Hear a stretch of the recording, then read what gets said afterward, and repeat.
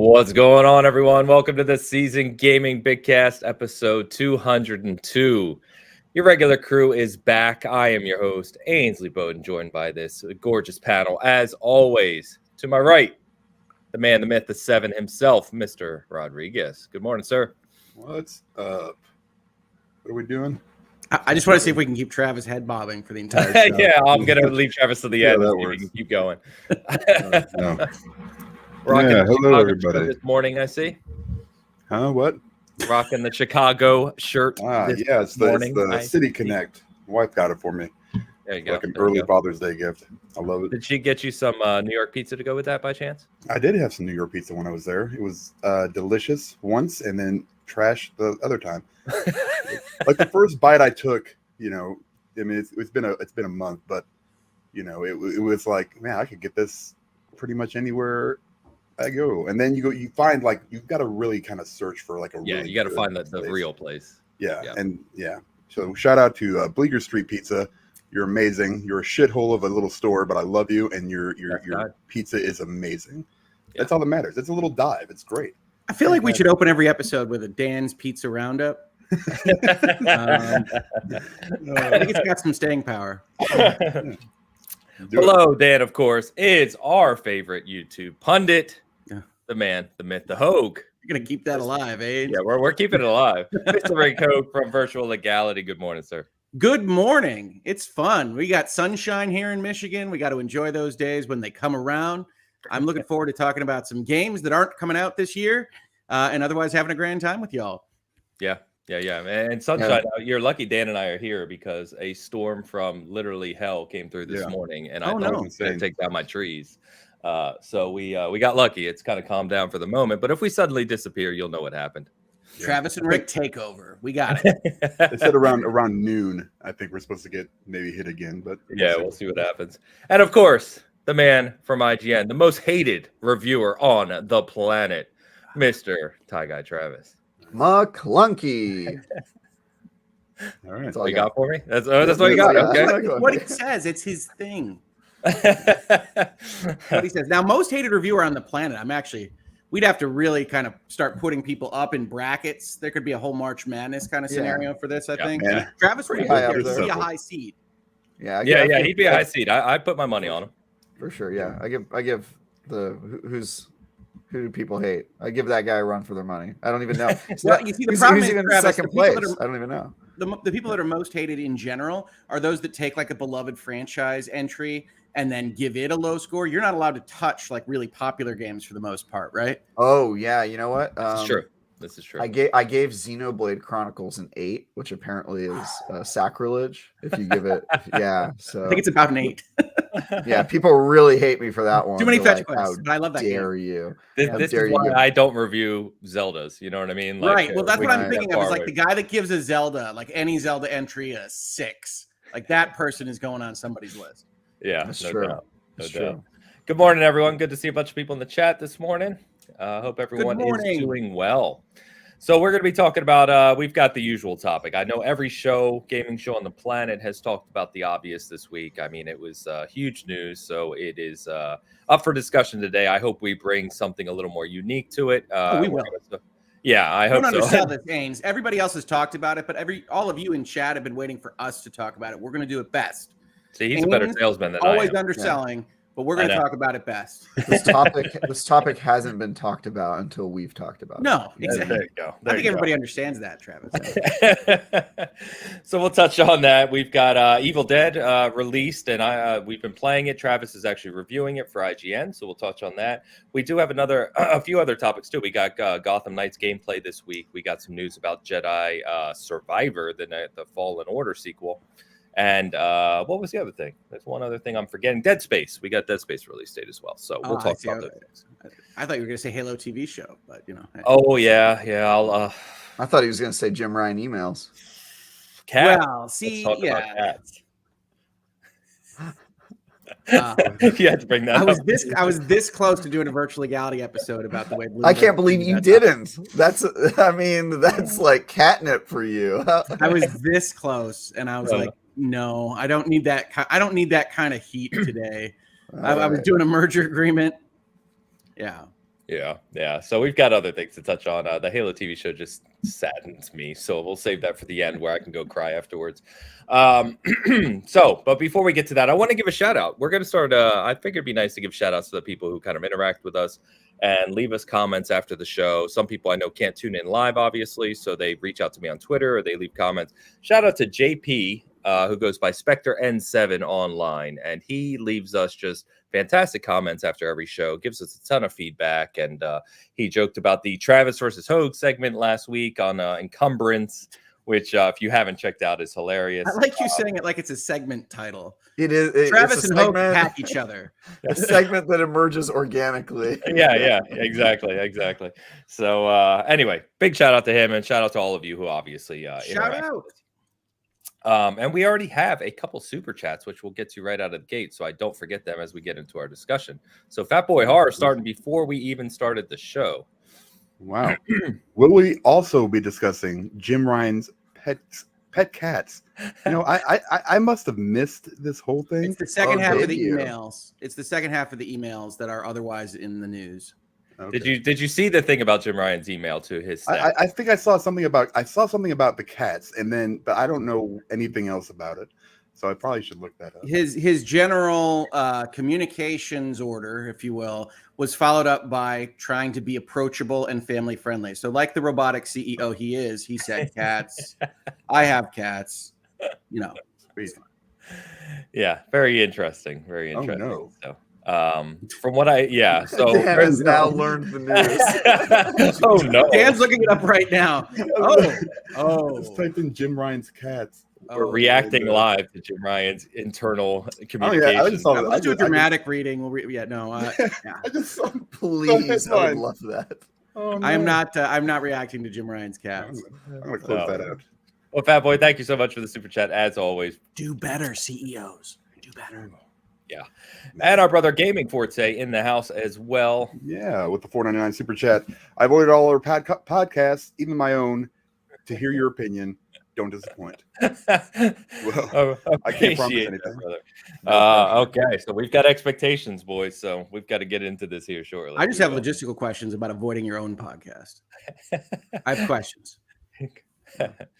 All right. Thank you very much, Forte. Appreciate you. All right. So, guys, why don't we talk about what we currently be playing? And Travis, I will start with you because, of course, you're reviewing Evil Dead, which was it's obviously not a big blockbuster release, but it was a big release, big IP, at least cult IP, I should say, that released this week. A few of us been playing it. How am I reviewing it? What happened? I don't know. No. I don't know. Well, maybe I don't know. Why don't you give us your take as much as you can on what Is you it think a the game two? is? Yeah. Yeah, I can talk about it pretty much freely. I mean, the game is out, so yeah. I mean, I'll put it this way: it's an asymmetric multiplayer game that takes a lot off of Dead by Daylight and other asymmetric multiplayer games, but Dead by Daylight certainly the most. And it also is a game that I was supposed to be playing last week that didn't get codes until 12 hours before it came out officially. So Yeah. all I got of the code on launch day on Friday. I got my right, yeah, and it's a licensed property, so it sort of had all the warning signs of okay, I get why Travis is reviewing this game. But that said, it is a lot better than I thought it was going to be. Just in general, it has some things I don't like. The single player missions, which you basically have to play if you want to unlock all the cool stuff, including the King Arthur character, which like who doesn't want to play as King Arthur? And Pablo is like my favorite dude from Ash vs. Evil Dead, and he's locked behind one of those. Pablo is locked behind a fairly annoying set of missions, but King Arthur most of all. Yeah, the missions are significantly long. I think one of them takes you like maybe 40 minutes to beat, and there's no checkpoints. Some of them are pretty poorly designed in terms of the things that can kill you, like the fact that going outside of the mission area kills you, but the mission area changes all the time, often without warning you. So it'll just be like, you be in this circle, now be in this one. And it's like, oh, when you start losing health rapidly. So it can be pretty irritating. That's funny. I usually call that the Red Dead Redemption 2. So no, carry on, Travis. Don't you start. It's too early for that. Okay. Yeah, I think if you played the game, it's very much not like Red Dead Redemption 2. It's it kind of reminds me of, I mean, it's one of those things where like clearly the game wasn't designed to do this, right? Like the single player story missions don't feel like it. There's no cutscenes. There's no special dialogue. It's really just like you're playing the multiplayer game with only one person, and every time you complete an objective, it just puts up a still image with dialogue on it, and it's like, Yeah. okay, cool. Well, It's a checkbox. It's a yeah, checkbox it's like filler. it's just like, hey, we need something for them to do. So Which, if you're going to interject that, right, like that screen, why not put a Yeah. checkpoint there? Like, you know what I mean? Tie it together with the Yeah. check. yeah, maybe they're trying to make it a little challenging to keep you playing. I'm not really sure, but yeah, it is definitely irritating. But that's minor. You complete those 5 missions, and hopefully you never have to play them again. I don't know why you would, except for to get the unlockables. But the core game is asymmetric multiplayer game. It's 4 survivors versus 1 monster. Both modes are really fun. Playing as a survivor with your buddies and trying to level up and do that kind of battle royale-esque kind of grind where you're getting randomized loot and improving your character and leveling up your skill points is super fun. And then playing as the monster, which I really am fond of, is also just a blast. Getting to kind of be the evil guy, the eye in the sky that's floating around and plotting against the characters. And Hogue is helping me play the game for a review. I hooked him up with a copy. So we played on Friday night, and we had a blast with our party. We played. It was fun. Yeah. We played as survivors a couple rounds. We won. We lost. I played as the evil guy and absolutely destroyed the entire team. And then we barely knew what was happening. We barely knew what was happening. That's true. And then Hogue played as the bad guy twice against our 3 stack, and one of the times we beat him, and one of the times he pretty handily destroyed us. So it was the game let me realize a lifelong ambition, which was to murder Travis in a dark swamp. That's right. Yeah, you did do that. It was fantastic. Yeah, and it really was on great all our because bucket lists. the game was really working as intended, even with our private match where we had 3v1 instead of 4v1. You guys were underpowered. I was terrible, so we were about even. It was about equal. Yeah, it worked out. And but one of the times I just got super lucky, and I got 2 legendary weapons, a legendary shotgun and a legendary axe. And so I was just like, Hogue couldn't do anything, and I had I had this ability where anytime he possessed anyone or any monster, I could just power of Christ compels you out of that body. I'm glad this is all archived as a description. Oh my God, I was just doing that to him constantly, and he was on party chat just fuming, like, God damn you, Travis, that ability. So it was quite good. It's a very annoying ability, because one of the best ways to use your villain is to go and possess somebody. They get extra power, they can annoy the survivors. And Travis would just find me as soon as I did it and kick me out, and then you lose your points as the bad guy. So yeah, I mean, it's on one big shared map, so I think comparing it to a battle royale is accurate. And unlike DBD, which is arenas, they're big, but they have a lot of them. But yeah, I had way more fun than I thought I might. So it was good. I do like that it has matchmaking. You can play versus AI, and you can custom game too. So it's got a lot of options for those people who just want to mess around with it, which is cool. And the fan service, that's why I bought it. We talked before, a huge Evil Dead fan of the whole series, and a lot of fan service in this game. I'm particularly impressed by the villain's camera. Is very swoopy. It has a very Raimi feel. Oh, really? Yeah, when you move around, it takes momentum. Okay. Yeah. So you're swooping around. It feels like Evil Vision in one of those movies, including Doctor Strange, if you've seen it.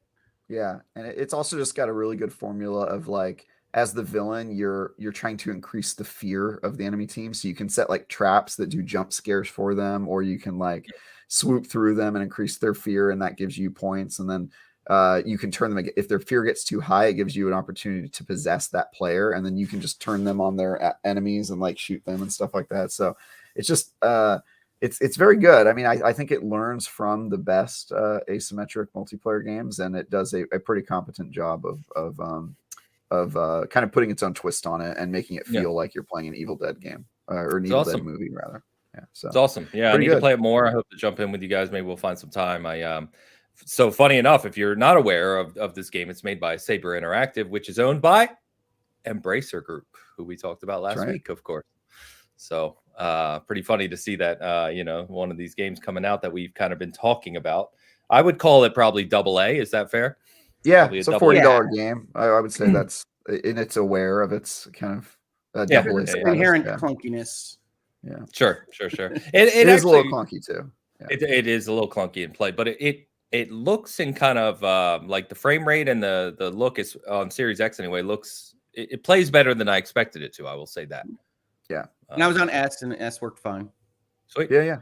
I played it a little on S, a little on X, and yeah, my main problem with the clunkiness is some of the movement isn't as good as a Survivor, getting up objects, and there's not always a vaulting option, and you can't jump. Yes. That don't annoys the like crap it. out of me. Improved Yeah, that Y annoys radius. the crap out of me. Yeah, if they just said Y radius improved by 15% or something, it's so narrow. My guess, Ains, that the reason you can't jump is because if you were able to get on a rooftop, the boss wouldn't be able to hit you really at all, because they're like melee only zombies, right? And if you were able to hop up on items, then all of a sudden it would be a different game. But that is annoying, and then also there's no lock on for combat. The game tries to do kind of an auto lock on for you, and it doesn't always work, and a lot of times you just miss something. So it certainly has its clunkiness. It's not a perfect game. Definitely feels like a double A game a lot of places, but really enjoying it a lot more than I thought it was. But it's good. Yeah, it's clunky but good. Yeah, nothing wrong with that. Like an Evil Dead movie, really. Actually, kind of. It's not wrong. It's true. It's true.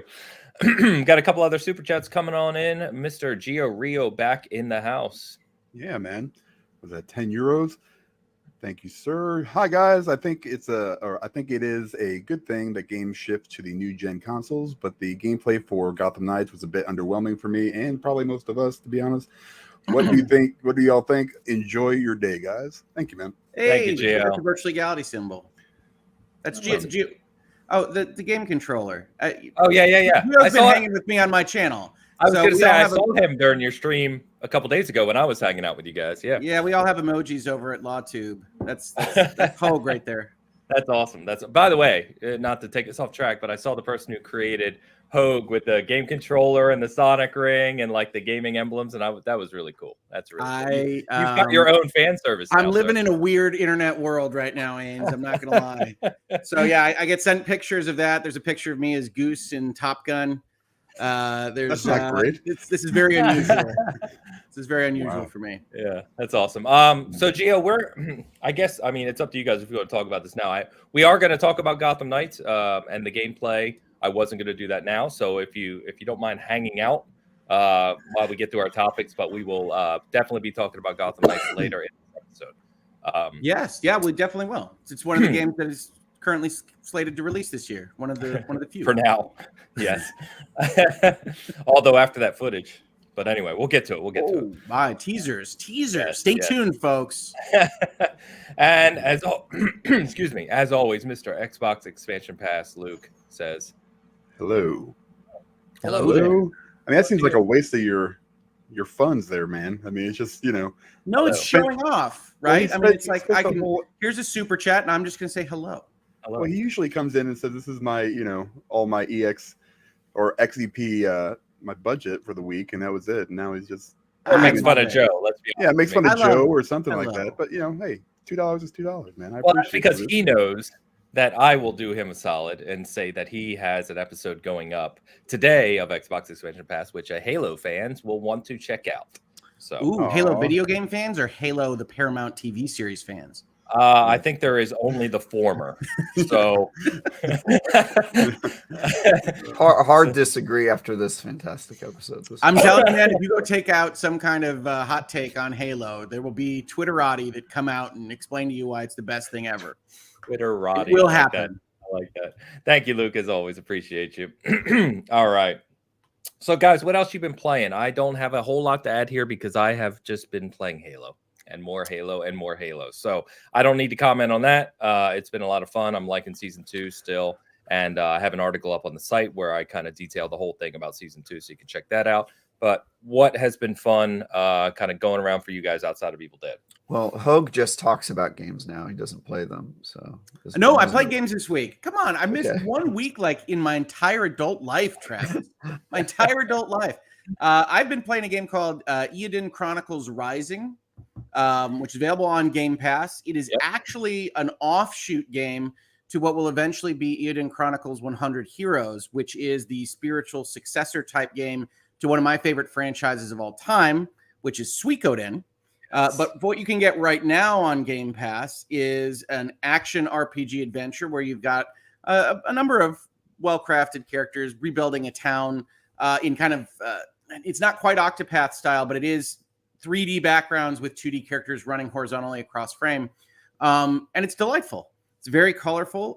It's a lot of fun. It reminds me of kind of old school game types. You go and you get resources for the townsfolk in the forest so that they can rebuild their tavern, and you meet a bunch of new characters. And it's all, I believe, a prelude to what is their really, really big game that they've been working on for a while now to come out next year. But so far, especially on Game Pass, absolutely fantastic. Love it. It's a delight for what I like to play, which is kind of that JRPG sensibility. Yeah.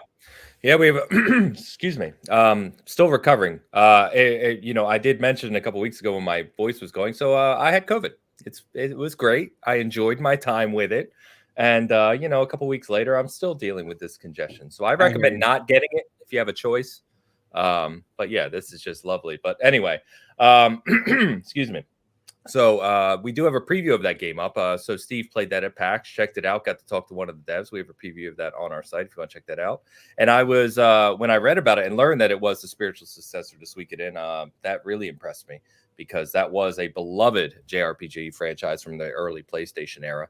And while you were talking, I was just looking up because if you don't know, Suikoden 2 is kind of one of the most beloved ones, and try getting a copy of that for PlayStation 1 nowadays. I just looked about $500. Oh my God. Pretty crazy. I'm rich. All right, folks, copies of Suikoden 2 available. You just get in touch with me. I think I have 3 Suikoden 2s. Hey, you don't really? I do. I love Suikoden. I had one at home. I had one at college. It might be 2, but I can go look. Yeah, that's awesome. That's very cool. They're worth a lot of money, those original Suikoden copies, 2 is absolutely amazing. If you like JRPGs mixed with like political intrigue, it is unmatched for what it is. And yeah, I was explaining to my daughters the 108 Stars of Destiny while we're playing Eiyuden Chronicles Rising. So why 108? I was like, yeah, it's kind of like a number. It's like popular in these various cultures. Anyway, so Suikoden. Why is it called Suikoden? Honey, I don't even know what it means. You just remember the syllables. Too good. All right, what else has been going on, guys? Dan, Hitman, anything new? No, absolutely not. You know what I did do? I got back into Division 2 for a little bit. Nice. Okay. Yeah. How's the new update? I've heard it's actually pretty good. I have no idea because I started a brand new character because I forgot how to do everything. Sure. So now there is a 30. They give you that. I still have my 30 level character, whatever you can get, like the bonus or whatever. Yeah. So, but yeah, it's still awesome. It's still amazing. You know what the best part of the Division 2 is, Dan? This is going to surprise you from me, I know. Yes. Almost all the plaques and things in the museums can be read. You would not believe how much my groups hated me because we'd go into like the Smithsonian and I would start reading all of the plaques and things from the exhibits. They're fantastic. Fantastic. They did not approve. I bet. It's too funny. So funny having to solo, but it's the attention to detail in Division 2 is unmatched. Yeah, it's a fantastic game. It really is. And I love that they're keeping up with it. They've still got that new expansion coming either late this year or early next. I'm anxious to see what that is. But I was going to tell you, Travis, that my stepson, who I told you is the Destiny diehard with the thousands and thousands of hours and all into it. I've been telling him to get in Division forever because he's a hardcore looter guy and he's a hardcore min-maxer. And I've been telling him all the time, like, you can't top Destiny's gunplay. Like, we all know their gunplay is just phenomenal. But I said from a looting and min-maxing standpoint, Division 2 is like incredible, right? And so he bought it this week and he hasn't stopped playing it. He's completely addicted to it. He maxed his character the next day. What? What? Yeah, in one day. He played it that consistently, and now he's like doing, all the kind of late game stuff that there is. I don't think I could do that in 24 hours spread out. I mean, I don't think I can do it. His group is just like they work, and then when they're not working, this is what they do. They game, and like they're just hardcore. Like, my goodness. Yeah, Division 2 has an interesting place in the games as a service, in that it tends to do very well with more casual audiences, and then the more hardcore of a player you are, the more you tend to hate it. Basically, it has end game problems, I guess, is the issue. And or they made it a lot better since launch, though. Like it's way different now. I've heard that it's okay, but everyone I talk to who's super into Division 2, because I have a lot of Division 2 stands in my life, say that the end game needs a lot of work compared to other games of service games. So I guess that's it's got balance problems. For some reason, lots of people are like, "Oh, they ruined it after Division 1," and I'm like, "Okay." I mean, I don't know enough about those games. I played all of them, but I can speak to that because I have several hundred hours in Division 1. So when Division 2 launched, there were some end game things, especially one of the expansions in Division 1 was procedurally generated. And also, which was really cool because you could run through and get this high level gear set stuff like dedicated. But then the dark zone, right, in Division 1 was known as the late game kind of farming area. And they not only changed the dark zone in Division 2 when it launched, but they didn't have these other end game activities out of the gate. So that's what they've really been trying to correct over the past couple of years, and they've done a pretty good job. I would still say the dark zone's not where the peak of Division 1 was, at least in my experience. But the other content that they've added and the kind of late game stuff that you can do in terms of your specializations and looting and stuff are really, really good at Division 2 now. So I'll see the raids are super challenging, especially on console. Very, yeah. Because you need 8 people, the coordination, and they're tough, and it's a mess. Yeah, it's Dan's favorite activity in a game. Yeah. I think that was like one of the last things I did before I put the ban on the multiplayer aspect of any game. It was I think it wasn't even. I don't even know if we got together and did it. I think it was me and a couple other people, and I was just like, "No, I can't do this anymore. This is ridiculous. All we're doing is sitting here talking in a chat, which is fine, but I can't. I gotta. Okay, Leroy. No, it's good news. I never have these problems. I never get to this level of these games. So I mean, when you're talking about endgame, you're talking about huge amounts of time already expended in the game. Yes. Yeah. It can get repetitive too. It can. Yeah. That's most end games, though. Honestly, it is. I mean, you think about end games. Preparing for a raid is a nightmare scenario. Yeah. So. All right, boys. Anything else currently playing you want to touch on before we jump into the big topic? Of course. I'm playing lots of games. I don't know if any of them are noteworthy. Stuff we've already talked about. Rogue Legacy 2, Cyberpunk. I'm just working my way through games. I'm so happy at the game delays, by the way. I'm just going to get to catch up on everything. So it's fantastic. There's plenty to play. You could have, Travis, if a game releases, you don't have to instantaneously buy it and play through it. Yeah, but there's so much pressure too. And if you don't play it during that window, you kind of feel like you're missing out on that momentum and the culture. You can't be happy. I just reject this argument entirely. You can't be happy for game delays because you can hit your backlog when nothing is ever preventing you from hitting your backlog. You know what I say to that, Hogue? What? Watch me. I'm sorry. It was implied that a rational mind can't otherwise argue that it is somehow limiting for something else to release while your backlog exists. Watch me. Watch me. All right. Let's get into the main one because that's what we're here to talk about primarily today, which is the obvious news of Xbox delaying their two, or I should say Bethesda's biggest games this year, which are Starfield and Redfall. Starfield previously had a set release date, as we know, 11/11 of later this year.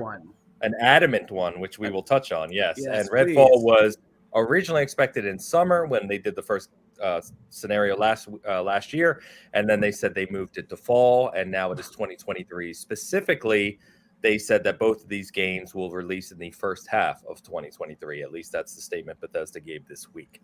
So there's obviously a lot to unpack here. I'm going to bring out my catchphrase from our other show, but I actually got to start with you, Dan, on this one. And the reason I want to start with you on this one, it's unfortunate, is because for a number of reasons. Is because you are not subscribed to Game Pass currently. Nope. Because you generally speaking, don't enjoy indie games as much as others. Right. So you can correct me if I say anything you don't agree with here. But you also have pointed out in the past, and I know you and I have talked about this for years now, but you've pointed out in the past that really your motivation for being subscribed to Game Pass are the day and date first party games. And specifically, the bigger single player games, right, that you can enjoy yourself, of course, which is what Starfield is, and Redfall to a degree as well, you know. So I want to ask you, when you see something like this, what were your first thoughts, or you know, kind of what's your feeling around Xbox's delivery cadence for first party, as you look at whether or not you're going to resubscribe to Game Pass, and like your outlook for what they're kind of producing for you and your enjoyment of games this year now? All right. So I mean, when I first saw it, it was like, well, this isn't surprising, but also this sucks. But also, I don't really care because I'm not subscribed to Game Pass. Okay. But it's one of those things where that's why, you know, when they announced Game Pass, whenever it was it 2019 or whenever, Game Pass, it launched? 2017. 2017, yeah.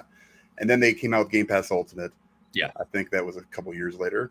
Whenever, you know, everybody got whatever they had for $1. People were, you know, and you say $1, but it really was probably closer to $100 or whatever. If you got the full 3-year deal for, you know, where you can convert everything over, if you were thrifty, and you know, you could find some other stuff, you know, some cheap codes and stuff, which I do, and I still do. The problem I have with it is it's been the same story. I feel like since the early Xbox One, you know, times, you know, it's just like, hey, these games are coming. We're gonna get these games coming. We got this coming. We're working on this. Then they buy studios. Oh, look at all these studios. We got all these studios. We're gonna, you know, there's more of this coming. There's more of it's always, it's coming. When is it gonna get here?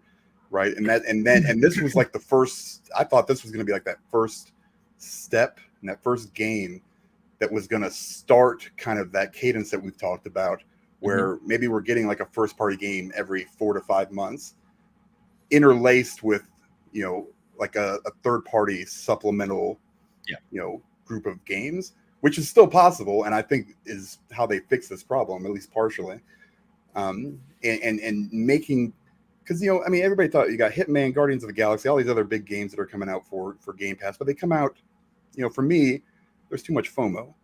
So I'm not going to sit there and wait, you know, potentially get spoiled, you know, and you know, wait for all these games. Now, there are some people that can and that will, and those people are probably, you know, much better than me, because I just can't wait for a big third party game to play, and that's great for those people that can do that. Or, you know, but at the same time, I know what I can afford, and I can afford to pick up a game if I need to, you know, and I can afford to do that. You know, I don't really look at it where a lot of people go, okay, well, you know, it's $180, you know, it's 3 games, you know, it's not about that for me necessarily. It's about getting what I was promised, you know, and was it 5 years now, and we're still running the big 3, right? MLB was a nice addition last year. Outriders was all right, you know, it saved me money for sure, you know, and so it's like you get those every once in a while. You know, MLB is kind of a niche game. I think you could say the same about, you know, some other games that they've released. It's just it's upsetting, but at the same time, you know, I compare this to, say, like my Netflix consumption or my other, you know, any other subscription service that I have, you know, and I go, okay, well, I'm not using this, you know, or I got this for free for 6 months, so I'm going to use it until it's over, and that's it. Yeah. If I want to do, you know, if I want to see like the Halo series, which I've seen all of them, unfortunately, it's just, you know, it's you can wait till like the very end and go, okay, well, I'll just watch them all at one time, right? And pay for 1 month of subscription. And that's the way I kind of started looking at Game Pass. You know, back in when they said it was coming out in November, I was like, all right, I'm going to renew my subscription, play Starfield, you know, because in my mind, that was going to be, like I said, the start of possibly more games coming out. Like Redfall, for me, surprised me probably more than Starfield did, because, you know, they kind of said something about it, and then it was like, oh, it's coming out in the summer of 2022, and I'm just like, oh, okay, but, you know, it's still not really my type of game, but I do love Arcane, so I probably would have played it. Oh, and it seemed like a perfect game for kind of October too, you know, right? Yeah. It was a nice buffer, right? And that's what they need. I mean, it seems like a game that you launched like Fortnite did with that early access tag for 3 Right. years. Like, well, it did. I mean, I'm not joking. I know. It had early It's access for forever. Right. And that's what I expected from Redfall. I agree with Dan here. That's the one that surprises me because I thought basically if it's as described, and we don't have a lot, then it could have released in that kind of state and gotten at least a bit of a pass as Game Pass fodder, if nothing else. So I don't, I'm sorry. I didn't mean to jump on you. No, you're fine. I see some of the comments and stuff. Well, and someone said you should probably cancel your Game Pass. I literally did that. That's what I was going to say. I don't know if you were listening, but that's why I asked Dan first, is because he's not subscribed to Game Pass currently. Right. So that's why we're getting this perspective. And Right. and I want to be very clear before people kind of think we're, you're going to get those Xbox defenders, and you should know us well enough, all four of us, to know that we all love Xbox. We shouldn't have to. Yeah, we shouldn't have to preface this with, you know what I mean? Like 1,500 digital games on Xbox. Dear Xbox fans, this was a bad news week for them. Discuss it as such. The whole thing is, though, it's easy to be critical when stuff like this happens, right? What's harder is being critical before, or when the news is good, or at least mediocre. We did get cloud gaming, that's fine. I'm not sure how many people actually really play it. I mean, there's 10 million people that tried it. Okay, well, they try it once, they try it twice, I have no idea. So that really did nothing for me as far as my Game Pass Ultimate. So I was like, okay, that's strike one, or strike two. Strike one was no big first party games on a consistent basis. Once it gets to that point, I will re-sign up for it, and I'm all in, man. I mean, I feel like 2024 is going to be some kind of humongous year where we're going to get like 15 games. Like there's not enough weeks, and it's just going to come and it's just going to hit us like, and that's going to be great. But right now, there's a lot of things that, I only play. Value is subjective. I only play a certain kind of game, and that's just me, and I'm sure several other people, I'm not just sitting here by myself on this little island that, guys that don't play value is always subjective. That's not in evidence. We don't know. What side your island is, Dan. Maybe. No, value is always subjective, and that's why I asked you first, because I know that you have a perspective that a lot of people don't like. I know your perspective on this is different than mine, and that's obviously perfectly fine. Like I have Game Pass, and I try games all the time in it just for the hell of it, right? Like I love it, using it like a rental service, basically. But I know you don't, and that's fine. Right. That's why I wanted to get your kind of perspective on this, because and we there's going to be there's going to be a time that this, I'm probably going to get it back. If they come out and they say, okay, we're going to give you this $20 deal for the family plan, because my kids use it, and so I pay for them. So right now I'm actually paying, I got like some really good deals on cards. So or like, the $20 for like 3 months already, right? So I've got like a doc of codes for this stuff, and I could literally just go and put a code in and get it back. But I choose not to, because I think that the value for me isn't there. And I think everybody needs to look at this from an individual standpoint and go, hey, is this going to be something that I want, right? Like I think it's a good value in general. Like if you look at it, overall, you get, 100 and something games for $15, a month. That sounds like, a pretty good deal. Then you kind of have to go a little bit deeper and kind of look at it. When Starfield, when they delayed it, again, I don't have it, so it's not really, going to make that big of a difference to me. From a service point of view, we've got the Xbox, whatever it is coming up, the event, the showcase. Do I think they'll show anything there that's going to be coming out within the next 6 months? Probably not, but I hope so. They definitely will. Well, hopefully. I don't know. I'm not an insider or anything. Dan might mean games he cares about in that sense. Oh yeah, the games you care about. Games you care about. I think there'll be like a Forza Horizon expansion DLC or something that they show. They'll be the Loot River equivalents. Those will definitely games that you care about is eliminates 98%. Right. It's a very narrow. So I'm a very specific person, as far as my tastes go. That's a great way of putting it, Dan. You're a very specific person. I'm very specific. He knows what he likes. He knows what he likes. Yeah. I think And if you're getting their value out of Game Pass right now, fantastic for you. I'm glad you are, because I mean, it's like I said, it's awesome. It's there's so many options out there right now. You know, It's never been a better time to be a gamer. We say that all the time. 100%. Do I care about Phil Spencer? Absolutely not. Do I care about how Microsoft is doing financially? No. You know what? I don't care. I can put food on my table. My family's happy. That's all I care about. Everybody else is so concerned about everything else. I don't understand it.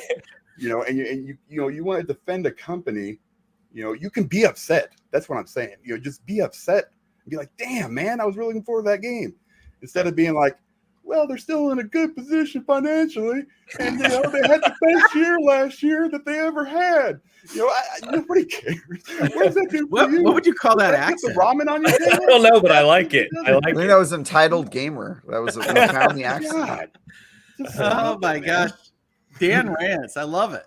It just drives me crazy. I think it's fair, and you're seeing a lot of that this week, right? And we are. It goes without saying that we are some of the first to offer praise to the gaming community, the company, you know, everything that goes on within the space. We're very positive in that space. But to Dan's point, you don't have to twist everything. When there's negative news or bad news or disappointing, even if it's only disappointing to you, you are absolutely allowed to voice that disappointment, and nothing should prevent you from doing that. I know. So, Rick, I'll jump over to you because we know that I think of this panel, I think you were the most hyped for Starfield. You were really looking forward to this game. Is that fair? Ooh, I was the most interested in seeing what it was. Yeah, I was the most interested in seeing what it was. I'm very reticent when you're just showing me navel gazing, table reads and things like that. But I did want to see very much what it was. So like last week when we're talking about things, and it's what are you most interested in? I want that question mark filled in. What in the world is Starfield? What does that experience look like? Because I think I will like it, based on some of the navel gazing, but I don't know. And so that's what I wanted answered. So yes, I'm excited to know what it is. Also, I do have Game Pass. I will tell you, unlike Dan, it basically has one pretty darn hot indie game seemingly per week. I'm playing Trek to Yomi. I'm playing Eowyn Chronicles Rising, things that I would have spent money on through Game Pass. So if you do like those, to me, it's the easiest purchase I make probably any given year. But if you don't like those, I totally get where anybody's coming from. I do like those kind of high-end indies. And so those are there. I was actually a little surprised they didn't sign Rogue Legacy 2, honestly. But I think Rogue Legacy 2 probably rightly thought, nah, we can do this the normal way. So it's very disappointing, right? And I was getting so much Xbot type stuff for the last month, and I went out with a video called Starfield, and people were very annoyed with me. They were very cross. Oh, they flipped very quickly. They were very cross with me, and I said, "Look, how's this a failure? It's still coming out. It'll still be great, but that's make sure games. This is fun. It is a failure in design and production pipelines and planning. And look, the day they announced it last summer, I say, a year plus release date on that teaser? Nah." I said, don't plan that day off yet, folks. And I got so much crap. I got so much. This is the way Bethesda do it, Hogue. You don't know what you're talking about. Are you new to gaming? Mm-hmm. Yes, this is what I'm known for. And then like Todd Howard doubles down on that in the weeks to follow. He did. Like, no, we don't put a date down unless we mean it. It's like, all right, bro. Yep. And they doubled down again when they did you see the little 15-minute roundtable they did where they were talking about its design and stuff? I did. It came up again. And that's why and that wasn't long ago. No, it wasn't long ago at all. And I'll give you credit, Hogue, because you did say that you still think this was going to be delayed. And I was the one saying, I think this is pretty firm based on everything I'm seeing. And obviously, I didn't read the room correctly. But neither did they. That's not your fault if they're not reading the room. So, yeah, no, I get very annoyed by this. I made that video because I just want people to at least be more within themselves as to when to get excited. I love excitement. I love being hyped for something. And part of the fun of this industry and other industries, movies, TV shows as well, is looking forward to something that adds to your life experience. I know people don't necessarily realize that or think about it differently. If it becomes a disappointment in the end, that's sad. But you still had a lot of time where you're like imagining the coolness this could be. I don't regret looking forward to Cyberpunk 2077. I do regret, giving more credence than it deserved to closed door meetings and all of the effusive praise that came out of the press for things that were really controlled by that company. So when you don't show me anything at all, and you just have conversations that say, well, what we're really interested in Starfield is examining the human experience and where we are in the universe. I say, okay, great. I'm glad you had a mission statement. I'll wait. Yeah. And I fully expect they're going to have a blowout next month because they already spent the resources to have a blowout next month, right? Like they already did. Everything that they spent to make a demo or whatever is spent. I was going to say, everything that we're going to see in 3 weeks' time is done. It's already ready to go. Yeah. Yeah, we're going to get the November release blowout next month. And that'll be good because at least I can then say, oh, actually, that's not really what I'm interested in a game, or get excited. And then I'll put it in my 6-month bucket and I'll wait for Christmas or whatever to really start focusing on, that's one of the next big things. But it's a disappointing week.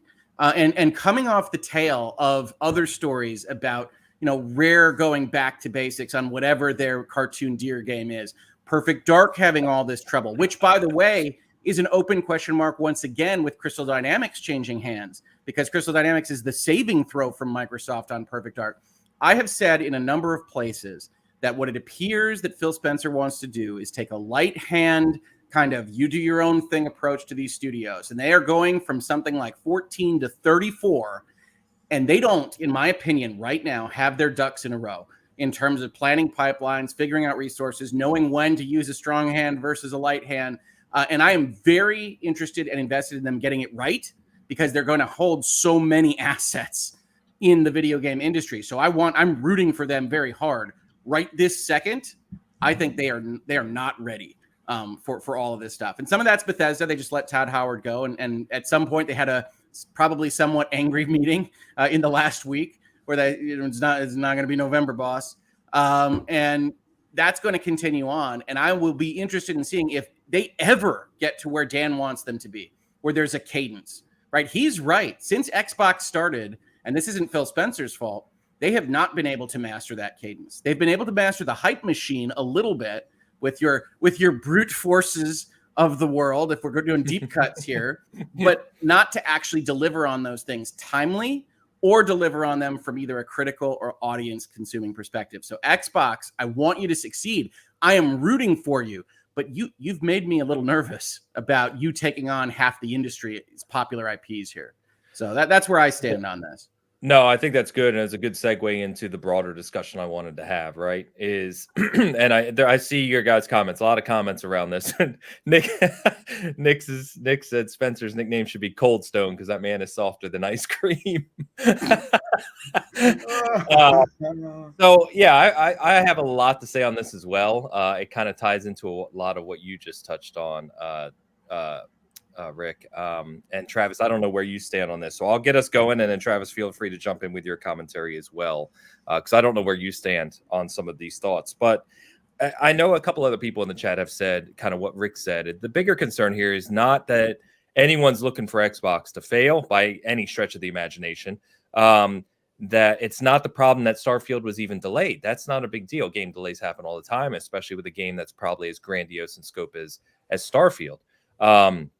The larger concern, and I said this on Cast Co-op too, I don't want to be exceedingly clear, right? There's awful lot that goes on behind the scenes here that we're unaware of, blah, blah, blah, caveat, that, I'm not running a first party studio for some giant organization. So there's an awful lot that goes into this that, I don't understand. And that should be true of all of us speaking about this, right?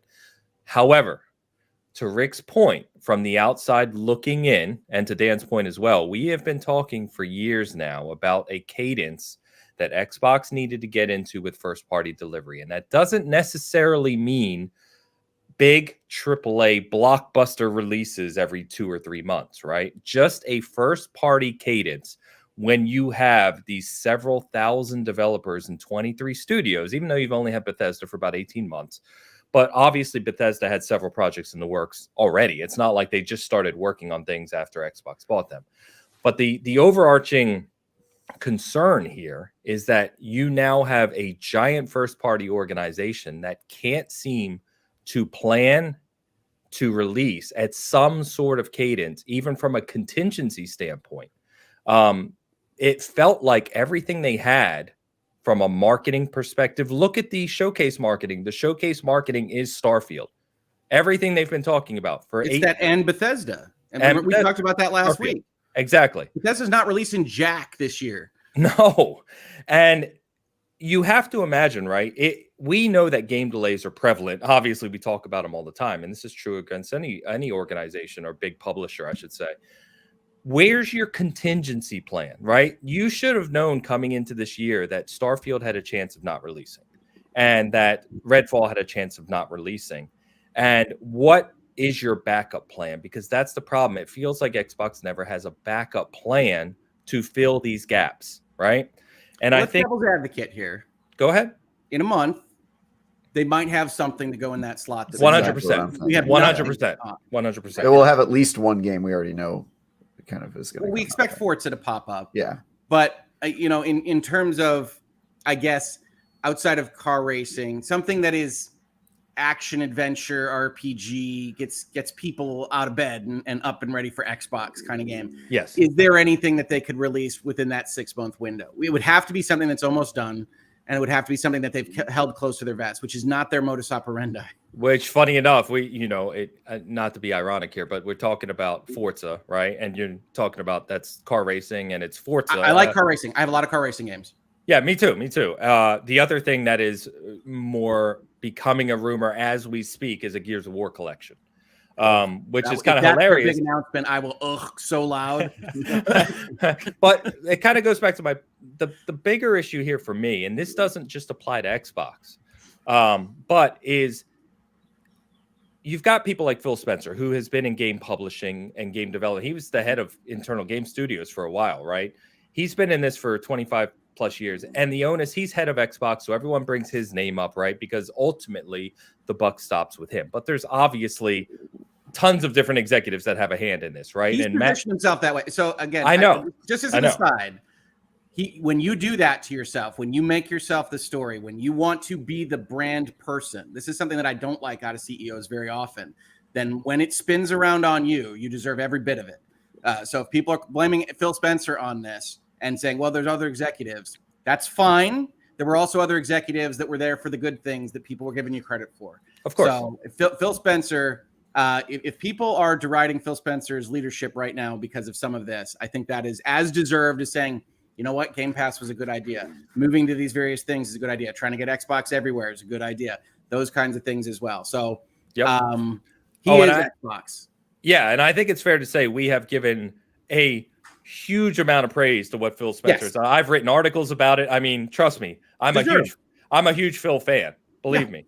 And so, the buck stops with him. And you have Matt Booty is obviously head of Xbox Studios, and you have a ton of other people involved. My point is, and of course, Todd Howard, being the kind of legendary reputation he has within Bethesda too. But the question I want to ask, right, is as you approach the showcase next month and all the marketing is around Starfield, right?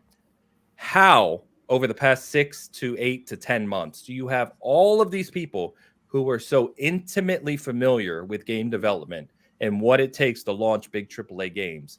How do we get to a point 3 weeks out from their showcase when all the marketing's been Starfield that none of them recognize that this game wasn't ready for the release date? I just don't know how that happens. I think it's institutional. Well, we got to go away from the home excuse at this point. We have to. They literally taking pictures in the office together. Like, we can't keep using that as excuse. Do you think that that's most employees?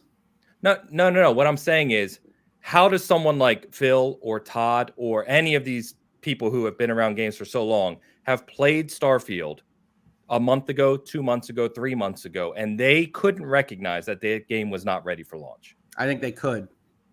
How does that happen? I think they could recognize. My guess is that they assume that they can fix more than they can fix. And how do they not know that's a mistake? I mean, they've lived that. That's like the question about games in general is what do games look like 9 months before we see them? How broken are they, and how much are they able to fix? And then Bethesda in particular, they're already known for launching games that kind of don't work at the beginning or have a bunch of goofy bugs. And so, it could be that they're trying to not do that again. It could. Well, be you have a major event, right? Intervening between Fallout 76 and Starfield, which is of course Cyberpunk 2077 immolating itself. Correct. In the and press, they also reception. delayed it at the right time, I think, which is before they made a big like. Well, that was here's the thing: is like everybody's like, yo, like look at this huge disappointment. But like to their credit, it's not like they were super hyping the game. You haven't even seen it, right? Like it's not like it was Cyberpunk. I don't know, man. I take issue with that. They showed one CGI trailer and a bunch of interviews. They have talked about Starfield at every moment. It's in all of their press releases, Travis. Yeah, I know. But they're not. It's not Cyberpunk level where you're seeing an E3 for like four. It's a E3s different in a row. method, granted. You know what I'm saying? Like we've seen games super hype get delayed, and it's like this one we haven't even seen it and it got delayed. So I'm kind of like, but I don't really care. Packages in like the last 3 months. That game doesn't exist to me until June or whenever it is that they end up showing it. Which who knows? Me and you, Travis, but they were trying in terms of getting that hype up. I mean, that's I don't even know. Let's see. Kev, our brother from over at Backlog Chronicles, said Travis is an apologist down with the tie guy. I'm really not apologizing for anything. I just say personally, if you're gonna delay this game, probably delay it before the E3 showing, not after, right? That was the mistake. Oh, great, of course. That's the mistake that Halo Infinite made, is that they did their gameplay reveal and then almost immediately were like, hey, we got to delay this game. And two is that like we haven't seen the game, so like my hype level, at least, I was waiting for the big blowout. Todd Howard comes out in a leather jacket event to get hyped, and that hasn't really happened yet. And so for my books, I'm like, my hype levels are minimal, and I think that unless you're super close to the industry and you're reading press releases, you're not. It's not a Cyberpunk situation where they're in your face with it and Keanu Reeves is on stage and like all that stuff. It's like you really have to be a specific type of gamer to like care about Starfield. I think that's fair. I see what you're saying. Starfield goes trending when it gets delayed. Yeah, Starfield had zeitgeist the same as Cyberpunk did. Starfield's marketing, by the way, marketing packages, videos or press releases, April 29th, April 26th, April 13th, April 6th, March 30th, March 29th, March 24th, March 21st.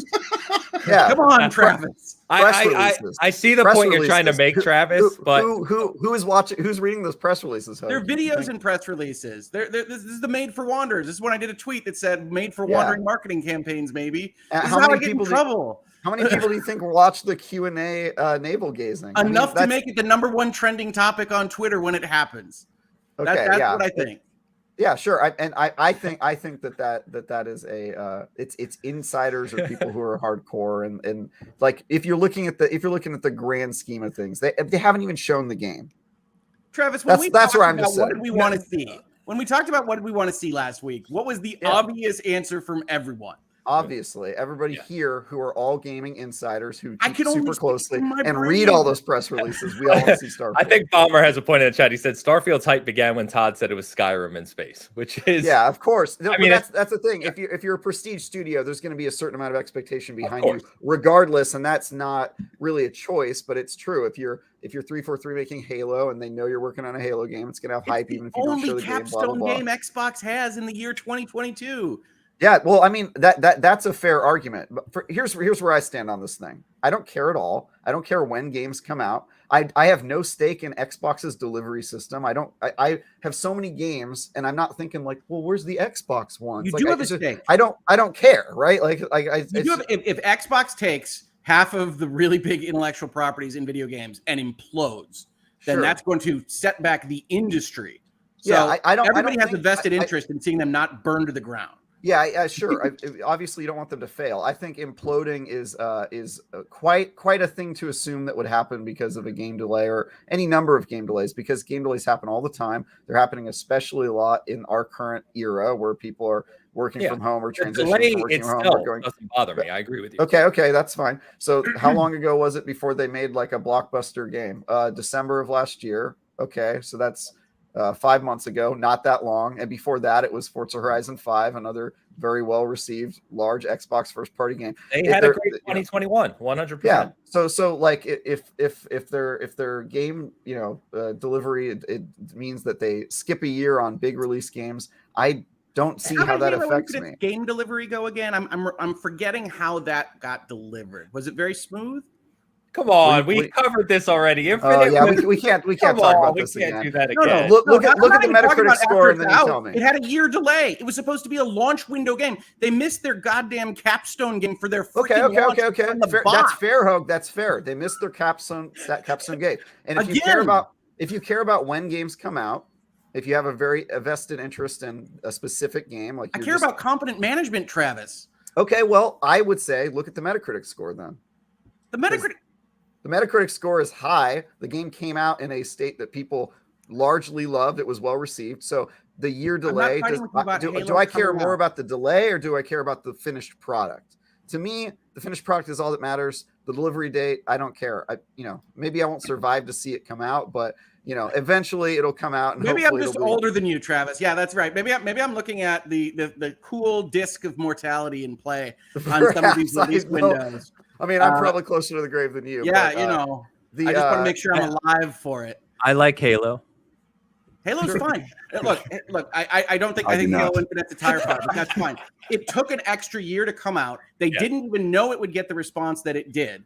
At that point, it had already been delayed, and it's on their box. Every press release before the Xbox Series' launch is about Halo Infinite, Halo Infinite, Halo Infinite, Halo Infinite, and then whoop, we missed that. The next big action adventure RPG thing that people can get invested in on a character basis has the same thing happen to it under their watch. This is twice in a row. Okay. But if the games were coming out and they were all bad, I would agree with you that they can't worry on delivery. But I just don't see why timing matters to any gamer. Why does it matter to the people playing the games? I think here's the gap, right? The delay is one thing, right? Like personally to me, as you're saying, Travis, I don't care it's coming out 6 months late. It doesn't bother me at all. Yeah. Why would that impact you at all? It doesn't. I think what we're saying is it's signifying, at least from the outside looking in, I like to caveat that it's signifying a larger issue that Xbox can't seem to get their games across the finish line. That's what we're saying. On time, but when they come out, they're good, right? I mean, that's at least in the lately last they have months. been, yes. Yeah, so that I guess that's my point. Is if they were having a hard time getting across the finish line, and then they eked across the finish line and they failed, and they were all what was that multiplayer game, Bleeding Edge? If they were all like bleeding edges, then I'd be like, okay, yeah, you guys have a point. But if they're taking extra time and the games that come out are good and they're working, then I say then their problem isn't really the delivery. Their problem is they're bad at handling announcements and PR. And in the days that they say a game's going to come out, that's a separate problem. We don't even know if they can sustain themselves on this cadence. You don't. So that's where it's going to go. But don't you think that with the total amount of development talent and kind of IP ownership and everything else they have going on with their new kind of Xbox Game Studio umbrella, right?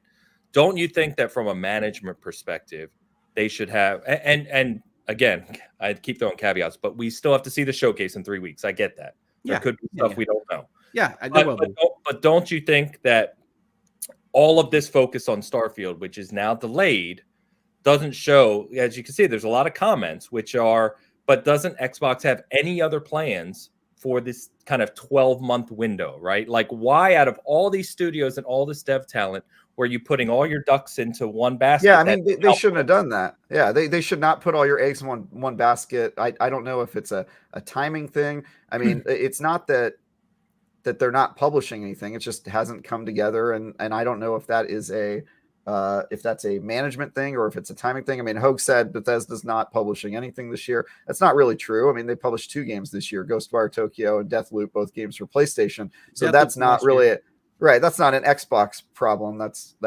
just the corporate agreements problem. So I think I again, criticize Xbox all you want. I will never be a guy to defend a corporation. I'm just saying, for me as a gamer, one guy, I don't look at the the first party and go, oh, well, why isn't it coming out on time? I go, is it a good game? And if it's a good game, I will not ask you any follow-up questions if the game's good. I won't go, well, how did you get there? Well, did you did you do it in a timely manner? I'll just be like, all right, it was a good game. Such a myopic focus from you, Travis. I expect and you know what? It's the only thing that matters at the end of the day. It isn't the only thing that matters because time, money, these are resources that we have. And if you say that they have a trash management pipeline, that their production pipeline results in extra delays, they don't know what they're doing, they're having issues keeping their people going, whatever it might be behind the scenes at Microsoft. And that results in a year long and a half delay for every game that is now going to be under their belt, which will be 34 developers when they finish buying Activision. Then at some point, if you just take a 10-year time window, you've lost something like 10 games because of bad management and pipelines. And that's if Satya Nadella deigns to allow Phil Spencer to continue to burn money on a service that may or may not be economically feasible with the cadence that he is not delivering for his bosses at Microsoft. So there is very real concern that I have from both a business perspective and a guy that likes consuming video games to have all of these game companies go under an umbrella that I right this second don't trust to deliver product. But I mean, if they deliver the product and they're getting 90s on Metacritic, like who cares how long they took? That's all I'm saying, man.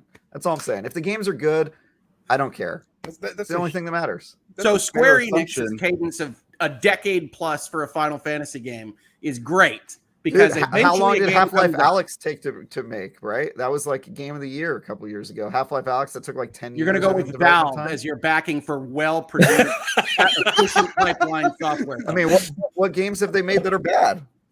Why should I care how long it comes out? I just because think you guys are living in this like bubble of industry people, and I'm just talking to a wall. Yeah, it's true. Dan had something to say. It's assuming. Yeah, I mean, the last 3 games that they've released have had high Metacritic scores. That's fine. But we're also assuming the quality of a delayed game is always going to be... That's another misnomer, right? Is a delay does not guarantee game quality. So I'll wait till the game comes out, and then I'll decide if their management is bad. Well, that's what I'm saying. I mean, like, that's my point. It's like, why am I deciding now? I haven't played the game. They delayed it, whatever. That's when fair. They play I will never review it, but unless it's super buggy, then they'll sign it to me. But you're not getting... Actually, if you get assigned Starfield, we know there's problems. Oh, for sure. Yeah, if you see my name on the docket there, you are screwed. But I'll say, I get what you guys are saying. You guys are looking at the business. You're hoping that it's sustainable, all that stuff. I'm not just looking at the business. Then you're not looking at the games. I am. Because there's a difference. You say it's a 90 in 4 years or 6 years. When was the Starfield teaser? 1,000 years ago? And I get a 90 game out of that process when I could have gotten 2 from a company that was doing better in terms of management. That matters to me. Yeah, I think if you think that the reason that Bethesda isn't producing games fast enough has to do anything with Microsoft's management, I would tell you to look at Bethesda's history as a developer because and Microsoft could improve it. Oh, okay. Right? I mean, yeah. Hey, if that is your threshold, do you think that they can make that company move faster? You have a lot more faith in management's ability to move creative types than I do at all, because this is sort of the problem, right? With all the prestige studios is they take forever and their bosses can't really get them to do things quickly because you can't rush art a lot of times. But this okay, so that's all right. Okay, God help me. There's a lot of comments here, kind of. Yeah, hey, go ahead. I'm just looking at this from a purely. Do you know what the cadence of game releases was like only 2 generations ago? Hey, we can talk about that for sure, Hogue, but. If you're going to go that route, then I will up you by saying games are bigger now than they've ever been. Games have larger teams than they've ever been. Yeah. How does a crash happen, Travis? I'm just curious. What are the foundational building blocks of an industry crash? Is it overgrowth? Yeah. Is it lack of production? Yeah. Now we're getting way up here. Yeah. If you want to go super industry, I will say. Hogue, you can argue that till you're blue in the face. I will be happy to comment alongside you, and I will not care a iota until the games come out and they're not good. That's all I care about. If they're not good games, there's a lot of commentary here that kind of agrees on almost both, really. Kind of agreeing with both that all that matters in the end is that the game is excellent. However, there's a lot of concern around cadence. And I know a lot of comments around the bigger comments I've seen from creators this week have really been, so what does, again, what we've already said, what does 2022 represent from Xbox first party then? And I think that if you narrow this down to a single question, right? The thing is, you have one of the big three that has all we've heard about for years now have been about how many developers they have, how many studios they have, how many IPs they have. And it could be an entire year, calendar year, where they don't have a big first party release. And I think what people are simply asking is, does that signify a larger issue of management? Yeah, who knows, man? Yeah, I'll I'm give you not an answer there. when the games come out. There you go. It'll be right next to the press release that announces the Game Pass experiment is over. Sure, and if that happens, then we can comment on it. Here's where I stand. We don't have to wait to actually hit the iceberg. We don't. It's right ahead. I mean, but if the iceberg is a great game coming out, and we're just going to hit it a little later, then I think why do we care when we hit it? This is a tortured metaphor, but playing the nice music. The iceberg is the math don't lie. Here's where I stand. I think Game Pass is successful even without a massive first party support. I really do. And that from my book, I subscribe to Game Pass because I get huge value out of it. As you pointed out, you get Trek Dioma, you get games. I think the Dans of the world have a bigger island than we do. For sure. Game Pass is my favorite service, like in gaming, bar none. Like it's not even close. I think if you're saying, oh, well, Game Pass can't succeed without, a regular cadence of Xbox first party, I would reject that argument simply because I don't anticipate getting much in 2022, and I'll still subscribe all year because for dollars to donuts for me, I'm getting a ton out of Game Pass, and I think most gamers, I agree, especially the casual audience, would agree with that statement and continue to support it if they're on Xbox. So I think Netflix would have said so then if Game Pass is fine without first party, and most players don't even know what a first party Xbox game is, they just know a good game from a bad game, then all I would say to you is that the business has to figure itself out. I trust management to do that arithmetic behind closed doors and figure out what works for them, what cadence works for them as a business. But at the end of the day, if the games are coming out of high quality, I am fine waiting. I do not care when games come out. I simply care the state that they come out in. And whatever they need to accomplish that, I'm just going to trust that they did the model that was right for them. If the game comes out, then I'll be the first person to go, what happened here? Especially with a delay. You delayed it once, you weren't doing it again. Cyberpunk 2077 is a great example of that. But at the end of the day, I'm a critic. What did you expect in this conversation? Let me get these super chats then, because some of them I don't think I can do better than myopic then, because I think you are missing the forest for the trees. But I will let Ains hit whatever he wants. Well, we're 40 minutes past the super chat, and it actually has Cyberpunk in it, so we might as well get to it. So we've got a few to go through here. So. Iron Cade with the $10 super chat. Cyberpunk was caught in an unfair catch-22 with its delay in release. Starfield can have all the delays it needs. Yeah, so thank you, Walt. And I kind of echoing, I guess, what Travis is saying is that delay don't matter. Just make sure the game is good upon release, which I don't think any of us are disagreeing with. I think we're all agreeing with that. You guys are just saying I'm worried about the business, and I'm saying I mean I'm indifferent. I guess I don't think Microsoft is particularly in trouble. I don't think they're strapped for cash or I don't think Game Pass is in any. I don't think any of us said Microsoft was strapped. I know. I'm just saying. I don't think that they're in any. I don't think they're anywhere near an explosion or a bubble bursting or anything like that. I just don't see it. We have utterly no transparency as to the economics of Game Pass and the money they expend to make it work. It is almost certainly not profitable on a functional level and is subsidized right now by Microsoft's hoard of cash. If they do not prove the viability of their business model to the satisfaction of Satya Nadella and their board, we will see massive changes. Only at that point, they will own 34 studios. So yes, I am concerned. Yeah, I don't like industry consolidation as much as anybody else likes it, and it's a lot of power to have in one hands. And if those companies belly up, you lose a lot of games industry stuff. Totally fine argument. I just don't think you ever really get to that fail state until the games start being bad, until people aren't playing your games, until people aren't buying them. And I don't see a ton of evidence of that. I don't think Starfield is going to flop. I don't think it's going to be Cyberpunk 2077. And I'm just going off of the publisher's track record, the developer's track record. And I think that proof is in the pudding. Okay. All right, man. All right, this is relevant. Sorry, the proof of the pudding is in the eating, to use the full, which actually applies more to the situation. So Lucius Augustus with the $5 super chat. $5. Outside of Bethesda delaying those games, where is Xbox Game Studio Games? Xbox Global Publishing. All these studios and no game still. Pain.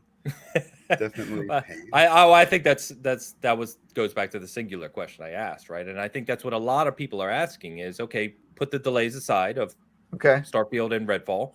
Where is Xbox Game Studios in 2022? Join me on June 12th, and you will soon know where all the Xbox Game Studio games are. That's a fair advertisement. So the four of us are going to react to that show live. So everyone in chat, please join us. It should be a great time. We're going to celebrate games. I'm like a kid with those showcases. So it's going to be a lot of fun. But to Travis's point, it will also answer some questions, right? It's going to answer the question of where are Xbox Game Studios in 2022. And depending, we don't know if we're going to like the answer, but it'll answer it. So we'll find out. Tao in the house. Tao with $5 super chat. Good is debatable, Travis, and those games are good after time, as in a year or more, which isn't good. It creates a stigma they release unfinished games. I mean, that's This is again. Sorry for getting the super chats late, but this goes back to release date. I think, which is the point Hogue was making or attempting to make about Halo, which I know we've disagreed on in the past, but to the point I will never argue that good isn't debatable. Certainly, that is literally the entire, that's the whole thing of opinions. But I will say that it would be kind of a stretch to say that they release unreleased games, just looking at the catalog they released in the past year. Like Forza Horizon, is that an unfinished game, you think? Is that what you're going to use? You're going to use Forza? Because I think there's a lot of articles about whether Halo was unfinished or not. Yeah, and I would say that those people are... You disagree with them, but their articles are out there. Certainly, when we're talking about stigma, those articles matter. I think Psychonauts 2 is a good example. Amazing game. I think Flight Simulator, amazing game. If for people who like that game, of course. That was last year, yeah. Yeah, so 2021, I think, is, if you're looking at more recent examples, I think, they've improved their reputation, but there has been a history there. And I think, at least in my opinion, that's what's causing some of the concern is we had that stretch of years in time where Xbox was lacking in first party delivery, right? Even when they had fewer studios. And now we've heard for years, again, going back to the core argument, we've heard for years, well, that those days are over. They have tons of studios now. They have tons of developers. They have tons of staff. They've invested hundreds of millions and billions of dollars. And yet here we are again, where you're looking at a stretch of time where nothing's coming from first party. Well, the old joke was it's Halo, Forza, and Gears. And that sure as hell sounds like where we are. I just don't understand why you get to write off all three of those games. Like, they're pretty good games. I don't. They're my favorite games. But I know, but people use that argument because they re-released. I mean, look, Gears never changed. Halo never changed except got worse. And Forza's Forza. I like Forza, but it's cars. You're killing me. Yeah, I mean, look, if you don't like those games, that's one thing. But to say that they don't release any games and then to point to the three games that you don't like as proof of that is a nonsensical argument. It's 20 years of Gears, Halo, and Forza, man. Viva Pinata. I mean, I could prove demonstrably that you're wrong. I could prove all the different games that they released. Okay, so just so we're clear, you want to position Viva Pinata as an Xbox capstone game. Let me Viva Pinata sales were. Let's pull up all the catalog of the games that aren't Gears, Forza, and Halo just to prove that is a facetious argument. AF. Yeah, be sure to bring in Brute Force, Fusion Frenzy. Look. What other Frenzy is great. Want, First of all, how dare you? How dare you stand where he stood?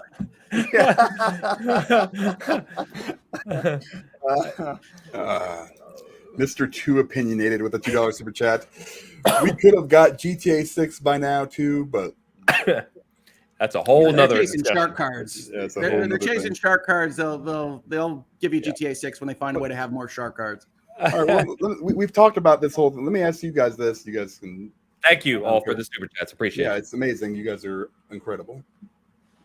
We're in this situation now. How can Microsoft, between now and the end of the year, what can they do to fix this? In your opinion, for you personally, I mean, I know you're still going to subscribe to Game Pass and all that stuff, but what could they do from here on out for? Can I Aside tell from you a what I releasing think that game- They Can I could tell you what I'm delay worried God they're of gonna do? War Ragnarok. like, Which what was would- already delayed, by the way. That was a 2021 Yeah, and announcement. there's people in the chats being like, well, so is Last of Us, Uncharted, and whatnot. Do you guys think that I'm in favor of Sony moving to only third-person, over-the-shoulder action adventure open world games all the Yeah. time? Yeah, Do you think I I'm in think favor of the Hogue one has a flavor problem of with Sony game? I was Hogue, going to say, it seems like you have a problem with the industry, just as a whole, the way that it's I was shifting. going to say, I know there's Yeah. a handful of people in the chat that think we're picking on Xbox and trying to compare their PlayStation. We don't do that here. We don't do that here. That's not us. We're looking at topics individually. I don't think care. both Xbox and Sony coming into this generation have failed in their cadence production pipelines and 100%. actually communicating with their players. I do. I think both of them have had serious faults in their communications and how they're managing PlayStation 5 and Xbox Series X, mostly expectations around everything, around availability, around game pipelines, around all aspects of their system. I think we just got VRR on PlayStation 5 like 2 seconds ago. I mean, like, there are problems across both of these companies that are very significant. By the way, in case somebody comes into the chat, there's problems with what Nintendo does too. This is an era. They can't right deliver now, a game. Breath of the Wild got delayed. Their whole they sure pipeline is did. terrible. And if you watch my video on Virtual Legality, you know how I talk about that with respect to Starfield. So now I know you didn't watch my video, Travis. So I am not here to tell you that Xbox is alone on this. And in answer to your question, Dan, what I'm worried that Xbox will do, which is by far my least favorite tactic in video games, is that they go find something to buy to make it exclusive for Xbox, because that doesn't help anyone. And that's what I expect helps Xbox, Microsoft to do. I don't think it does help Xbox. I think they spend Really? money and they don't move their needle at all. Well, Oh, not even exclusive, it's though. worked for PlayStation. They got 2 pretty good games this year: Deathloop, Ghostwire. I don't think it moves their needle at all. Really? No, I don't think. If you look at, I mean, PlayStation 5 can't even sell. There's no boxes to buy. Well, they can't. That's a separate problem. But yeah. Well, yeah, but Oh, they all, and I they're just all want to separate. point out to your sarcastic joke about Breath of the Wild and Nintendo not being able to deliver cadence. Nintendo has several other first-party games they are delivering this year. That's the point. Yeah. They didn't put Okay. all their eggs in Zelda, and then when that moves, everyone's looking at the Switch like, oh, there's nothing to play, which is what you're doing to Xbox right now from first party. Nintendo has Nintendo. But according to arguably- you guys, the games don't count unless they're RPGs, and because it's not that Xbox isn't delivering any games this year, right? Like we assume that games are going to come out. Like you and I Forza's talked about the this a only ton. one we Ames. think is coming out. Motorsports 8 is coming out this year, but it's not the right type of game. You know what I mean? Oh, That's for me it is. I'm just I'm gonna play general argument. But my point about Nintendo solely was that if you look at what we know is coming this year, arguably Nintendo has the best first party lineup. Whether you like them or not, Hey, I will never argue with you praising Nintendo's first party lineup, and well, I see it. be They've real. got big titles on the slate. Nintendo Switch Sports is rad. I've already told It you that. is. I'm playing it all the time. They have- Kirby you came know, out they've this already year, got also Kirby. rad. They've Yeah. got Xenoblade Chronicles 3. I don't know if that's this year or not. It That is. is Not this only year. is it this year, it's like in a month. Yeah, I That's was right. supposed to review it, and I was like, nah, that's They've way had too Triangle long. Wait, Strategy. they almost gave you a Xenoblade game Yeah. again. Uh-oh. But they were like, Travis, you could review 3 games in that time. We're not going to give you that. And I was like, fair enough. So they've got Yeah. Triangle Strategy. They've got Splatoon Triangle 3. I Strategy is mean, great. they've got, for their Triangle audience. Strategy technically not theirs, Sure, but I'm That's saying for true. their audience, right? They've got big games. but we'll see that on PC and the other systems next year. Sure. I'm sure we will feel probably silly about this conversation when the Xbox showcase happens. I hope That'd I be do. my guess. I hope That'd be I my do. guess. You think But- that in this calendar year, you think Xbox has some stuff to show us? That's I think they have some stuff, yeah. Okay. It'll probably be smaller. Probably people will count it as not real because it's not AAA or it's not the genre they like or whatever. But Well, there'll be you stuff. keep discounting that, but that matters in terms of moving boxes and actually No, making. I'm not their discounting that it economic matters. I'm just saying to say they have nothing is probably not going to be accurate. No, I mean, assuming Forza releases this year, right? That is and Rick's point about it being cars is obviously true, but it is a big IP, and it will have millions and millions of players. Same with Gran Turismo. Some people discount Gran Turismo, and I'm like, do you know how big that is? Yeah, to I just play? don't think that's fair. Gran Those games Turismo are cool. A big game. They And don't- if they have a don't game- move they don't move the mental meter. They don't change the emotionality of your feeling for what the company is releasing. Right? Gran Turismo is great. I love Gran Turismo. I'm sure Forza will be great. I enjoyed Forza last year.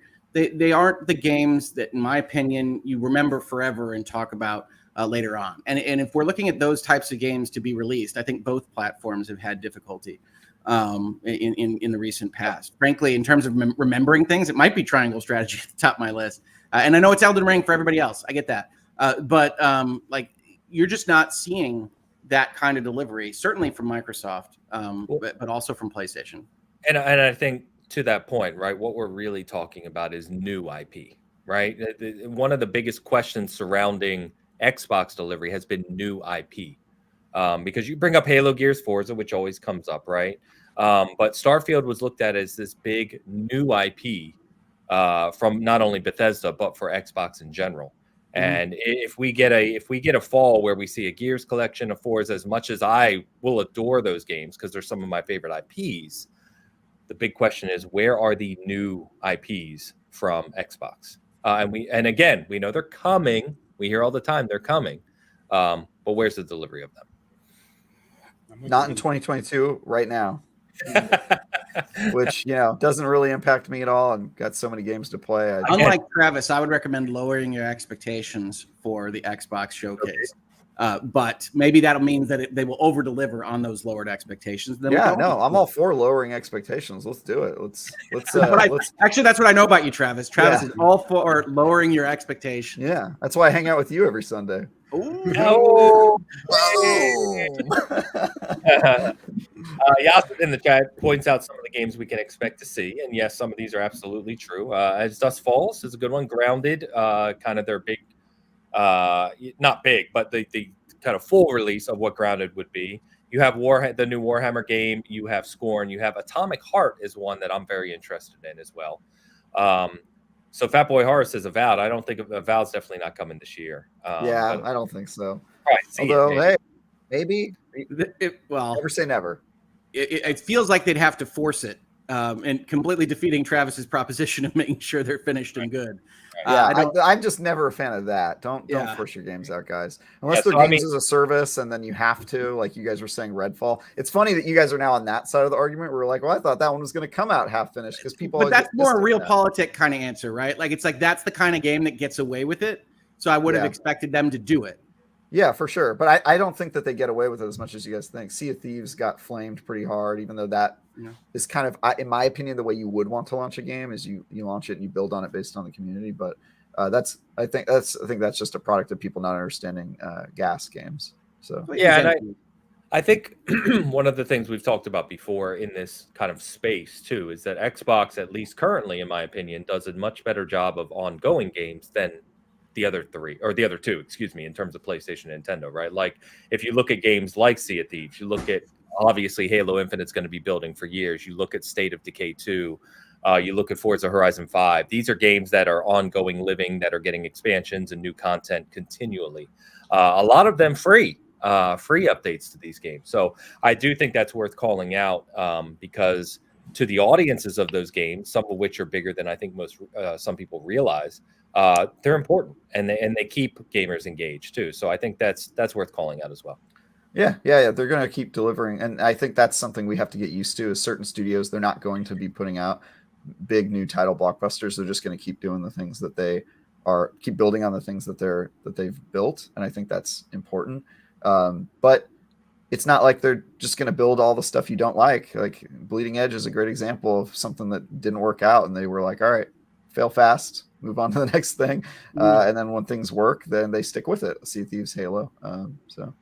Which, by the way, is a shame because Bleeding Edge, I thought actually was a pretty good foundation, but they didn't support it. And it had potential, but I see why they jumped off it. I don't know if they believed in it.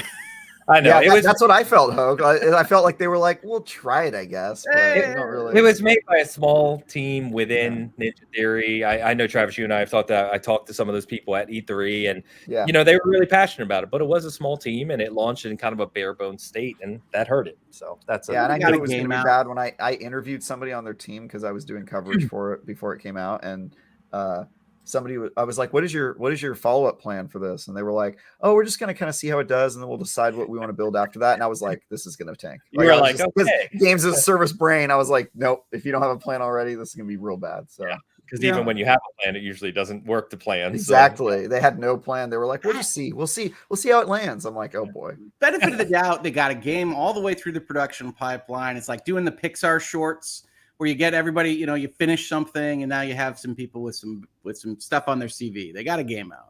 Yeah, exactly. We got a couple other super chats to get to here. Tao is back again. Dan, you're on mute, baby. I know that. I was just testing you. All right, Tao, with the $5 super chat. When it's Halo, Gears, and Forza, a game like Starfield created hope of something different that looked like a new flagship game. Hope like Star Wars. Oh, don't throw in the little bait at the end there, Tao. I think Travis and I can all agree that a new hope is a good thing. That is true. Very good. Very good. Some would say the best. There you go. Yeah. I think that's the point, right? New IP, something different to get excited for. Yeah. And to be clear, Starfield was not canceled, Tao. I don't know if you've read the news. It was simply delayed a little bit. The hope is still there. It's just moved. It doesn't really matter. We moved our hope. We're delaying hope. Unless you only live years, 1 year at a time. You're born on January 1st and you die on December 31st. I was gonna say, just in my head, I was like, we're gonna do an Oscar Requiem sequence where I'm just gonna bring up gamer names that died between the release dates. I'm just gonna put it in front of Travis. That would be. This is why it matters, Travis. Look at all these faces. These are all the people that didn't play Starfield. Completely out of decorum. I would never do it, but I did think it just then. Hey, look, if I die on October, 28th, then you guys can, or what is it, November 11th? It would have been November 11th. Now, here's what if I die on December 12th, then you guys can be like, right. If I'm Sony, it did matter, Travis. If I'm Sony, the day after the Microsoft conference, I'm announcing that Ragnarok's coming out 11/11, right? Oh yeah. Oh, that would be great. Yes. And again, I wouldn't care because I'd buy it, play it, enjoy it, and move on. I mean, just if you're thinking about those kinds of things, that's what you'd do because you'd rile up the fan bases. I would be happy if those games didn't come out around the same time. So Ragnarok, come out this year if you can, but if you don't, I don't care. Just be good. I don't know that I have a lot of faith in Ragnarok coming out this year. We'll see. Yeah, we're gonna see. That's for sure. By the way, that is the last bastion of hope that I have. That's all I have. Oh, we're delaying hope, Dan. We talked about this. Yeah, I cannot delay hope. Hope is delayed. That's all I have. A delayed hope, episode 10. I will say, Ragnarok has a better chance of coming out this year because it's a sequel, presumably runs on the same engine. Oh, and it was an anticipated release last year. It's been delayed. True. It's true. Delayed. It got delayed. PlayStation in their pipeline. How dare they? Anyway, I agree, Travis. There are issues there as well. Yeah. If the game isn't good. Yeah. Yeah, fair enough. And thank you, Tao, for the second super chat. And look who is in the house. Thomas Hogue. Let you read Hey, Dad. this one. This is all you, buddy. Oh, you want me to read? Yeah, I'm passing. Right. That is your dad backing you up in super chat with dollars. Hey, Dad. Unbelievable. Opportunity cost for years is a real thing. Fantastic. Hogue's a line. It's like there we you said go. Form of an Surprise, ice dragon. surprise. If only I had a father who could come in and just say all the things that I agree with. Unfortunately. Wow, way to undercut that one, Travis. Man. Oh my gosh. Oh my god.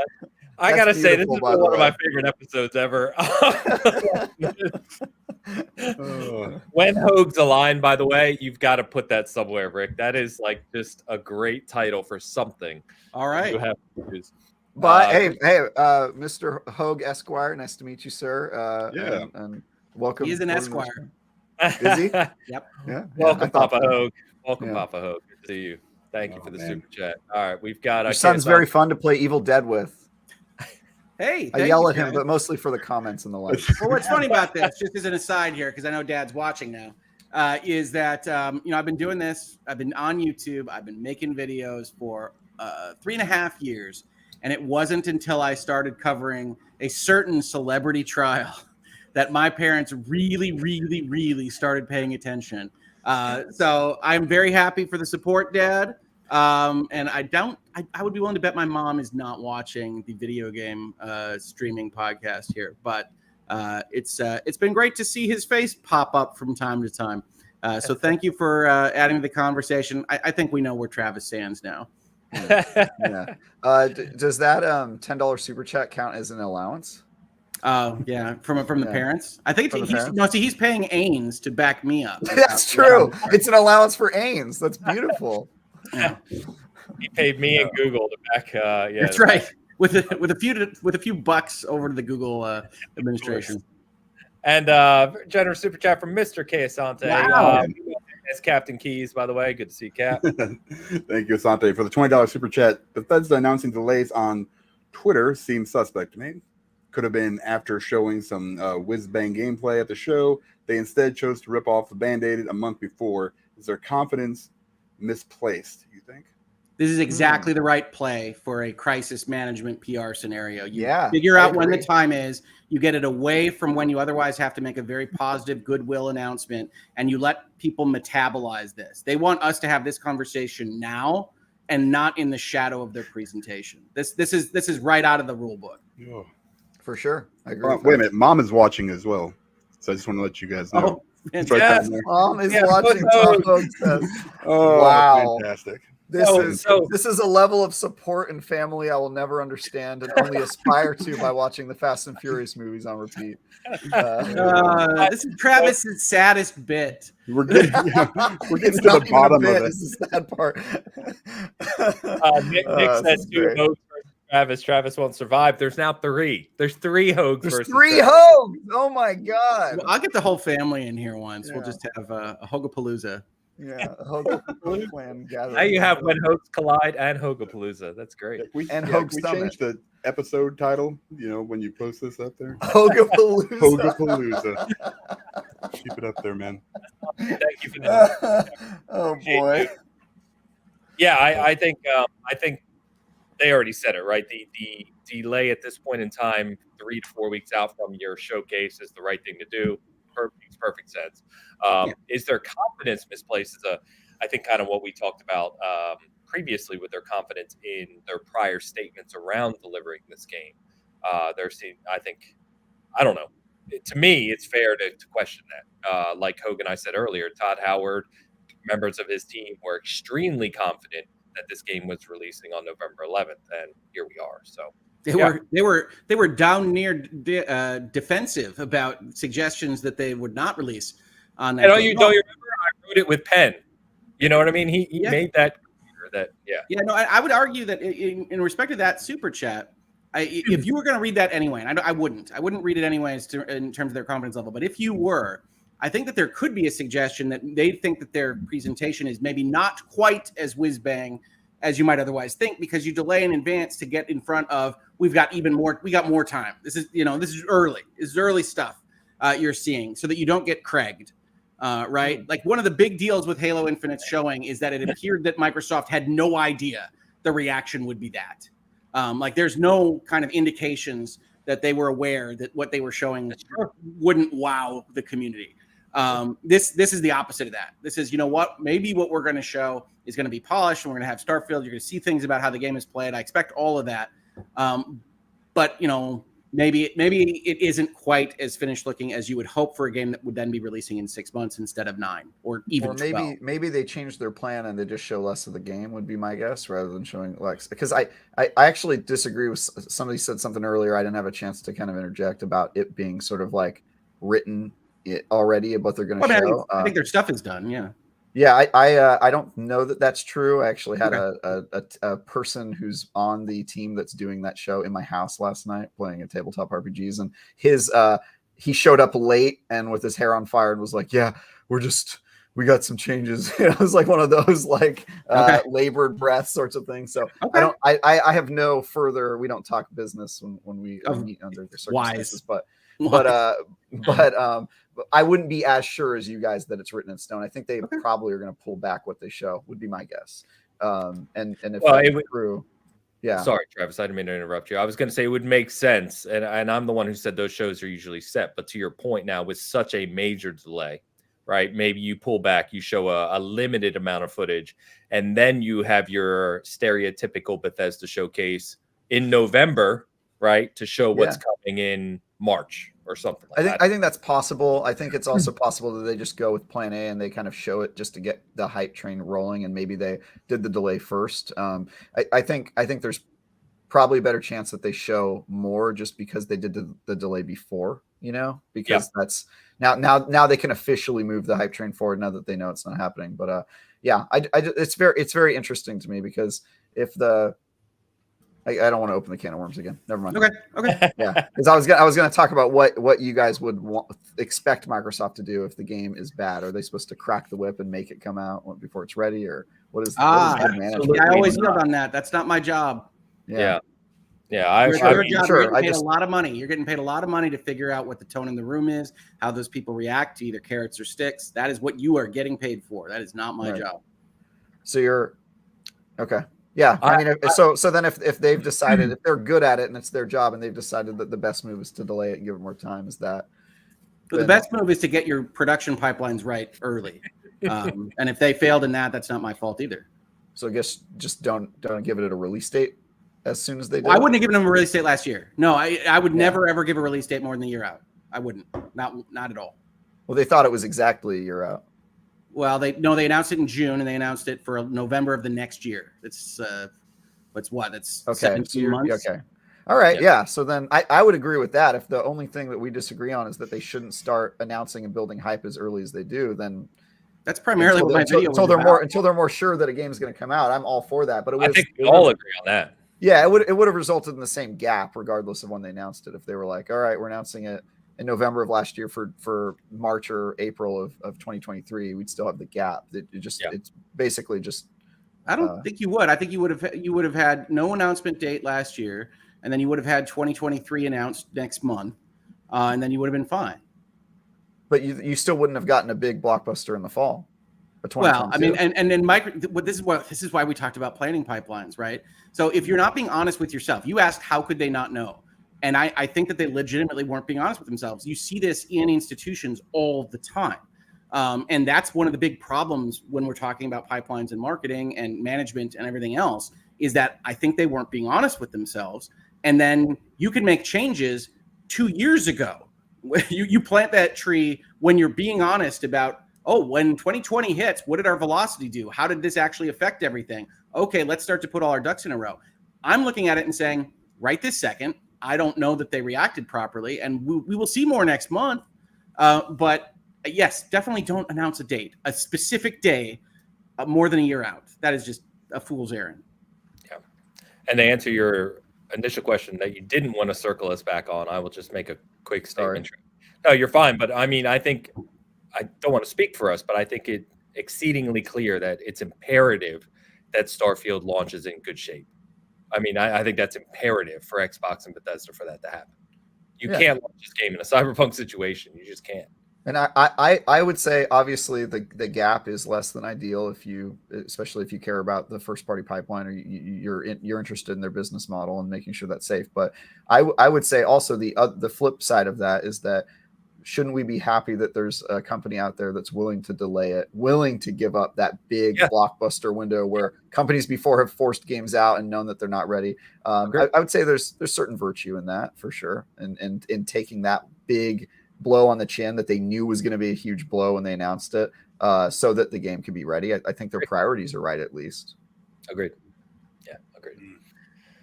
All right, boys, there you go. That was fun. I like that conversation. We got a couple other things to touch on, and speaking of disappointments, I'll just lead in straight with that, which is Gotham Knights gameplay was shown this week. And I am not a huge, I'll preface with, I'm not a huge comic guy. I've said this before, but I was looking forward to this game. Was being the key word here. This gameplay, I don't know about you guys because we haven't talked about this prior, for the audience. This gameplay detracted from my excitement quite heavily for this game. I was not impressed with it generally at all. I think that the scope of the city in Gotham looks pretty solid, but the combat and what they were showing of the characters looked incredibly generic and unpolished to me. And I was surprised that this game that was, again, here we are again, was supposed to come out last year, has been delayed multiple times now, right? Because it was, I believe, originally supposed to come out earlier this year. Correct me if I'm wrong. And then it was delayed again to October. I think I remember a couple of moves of this date. Yeah. So I believe that's right. So then they choose to come out with this 17-minute, whatever it was, 15-minute gameplay, and they announce it's not coming to last gen consoles. So that automatically, whether it's fair or not, automatically puts in your head, great, we should see a step up and improvement here. Halfway through the design, my thought is, "Oh, you're having tech problems." I mean, I have to be honest with you. After you're years into making a game and say, "Actually, we're ditching those," I'm like, "Oh no." Yeah, so I don't know about you guys, but this did nothing for me. I'm actually really concerned that this is going to be a pretty bland gameplay experience, and I hope from what I understand, the core to Val's setting and writing and story is excellent from a comic perspective. And so I hope that the writing signifies that within the game. I hope it tells a fantastic story, and I hope that this gets polished up for release, of course. But just from what they showed this week, this definitely is not a pre-order for me. This is not a game that I am excited about at this moment. I don't know where you guys stand on this. I think it's mediocre. I mean, but I love the Arkham games, right? I think you're bigger on these games than me. So Arkham's awesome. Yeah, they're amazing games. I mean, I liked all of them. But those were made by Rocksteady. This is not the Arkham team. This is WB Montreal. Right, but this is supposed to be some kind of continuation of the story, right? Nope. Different universe. And it's also, I'm positive. Isn't it? Yeah, it's a different universe, and it's also a multiplayer-focused kind of reimagining of the fundamentals that are. Everything you just said made me even colder on this game because now I don't even care. I'm not a huge Batman fan, but if I'm going to be excited for something in that universe, it's going to be Batman. I don't care about Robin. No, it's the wildest thing, right? It is so understandable for you to say it's an Arkham game because it's clearly Arkham-inspired, Arkham aesthetic, that kind of thing. It is also very specifically in their press releases, not the Arkham universe. Like they're very specific about this. Mm-hmm. Yeah, and just to be fair, because Bomber called it out, there was an expectation ahead of time that this was a 4-player co-op game because it's 4 characters. 4 characters. Yep. 4 characters. What are you doing? It's literally on the store where you could pre-order the game that said 2 to 4 player co-op. Okay. And then they announced this week that it's. I think they changed the scope of the project. Personally. No, they've said it's single and co-op for years. That's all they've ever told us, which always seemed weird. But people found some dumb PlayStation Store page and said, maybe they're increasing the scope. Yes. They've only ever said it's co-op, which is stupid. Does co-op not mean 4 potentially? Co-op is a generic term, right? It could be 2. Yeah. No, they only ever said 1 and 2. I mean, I'm positive of that. Really? Okay. Yeah, I'm positive. positive. So yeah, I guess then I just saw the gameplay premise of 4 characters and went, that's 4-player co-op right there. Yes, no, that's natural too. It's natural to assume it's Arkham. It's natural to assume it's 4 players. Neither of which are true. Optics here are not good. No, we have some issues in the early white paper design phase. So no, it looked like junk, right? It looked like trash. It looked like licensed game of the week before they got good at them. So yeah, I wanted to like it. But to me, it gets graded on a negative scale. This is your blowout. This is what we want to show. This is your trailer footage. And then you say you picked beating up 2 guys, which seems like they're bullet sponges. The animations don't quite match. The running doesn't look quite right. And the stuff that you show us is boring already. It's an 11-minute video, and I'm bored. Yeah. How are you going to sell me on this? And my hope is that the story stuff that they didn't show is maybe better or more compelling. But then why aren't you showing it right now? They didn't show anything compelling. That's my point, right? And to your point about the gameplay, the other thing that really stood out to me, because I look for these things when I watch these gameplay demos. I don't know about you guys, but when they were doing the combat, right, they would show them fighting and there'd be 5 goons, right? Only one would be fighting. Yeah. And the other goons are just standing there doing their little bob, and I'm like, that's always been an Arkham. It looks old school. Yeah, I know, and that's my point. That's why Ghost of Tsushima works a little bit better than Arkham in terms of it's the same kind of game, but they have more people do varied charges and things. But yeah, it just looked very dated. It looked like the combat scenarios you would find in a last generation game, and by last generation, I mean 360 and PS3 era game. I don't mean Xbox One. The combat scenarios just looked terrible. Well, I always thought that the brand was bad for kind of moving into trying to do anything co-op anyway. To me, the value in the Arkham series is effectively role-playing Batman. Right. Right? You go in and you're immersed in being Batman. So I always think that loses a little something when you add extra players. Not that that's wrong. It's just a different type of game.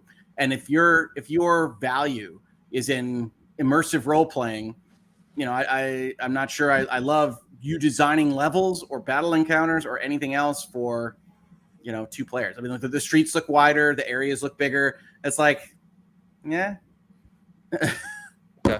So you got okay, Travis. Come on, you got to disagree because 3 of us say it. Yeah, Travis, you got to be super stoked for it, Travis. Hey, look, I try to disagree every single opportunity I get with you guys. Like, even if I disagree a little bit, I'll just go extra hard just to be that. Very well aware of this fact. Yes. Yeah, but I can't on this one. I've actually been hard on this game since it was announced. I was not excited just because WB Montreal, I knew the multiplayer kind of cognitive dissonance of what they were building versus what kind of their history has been and what the series has been has always bothered me a little bit. And so, I saw the trailer. I wasn't expecting much. I didn't get much. I hope that they improve it in between now and when it actually comes out. They have plenty of time to polish it and respond to some feedback. They could also delay it again, which, if they got to do that.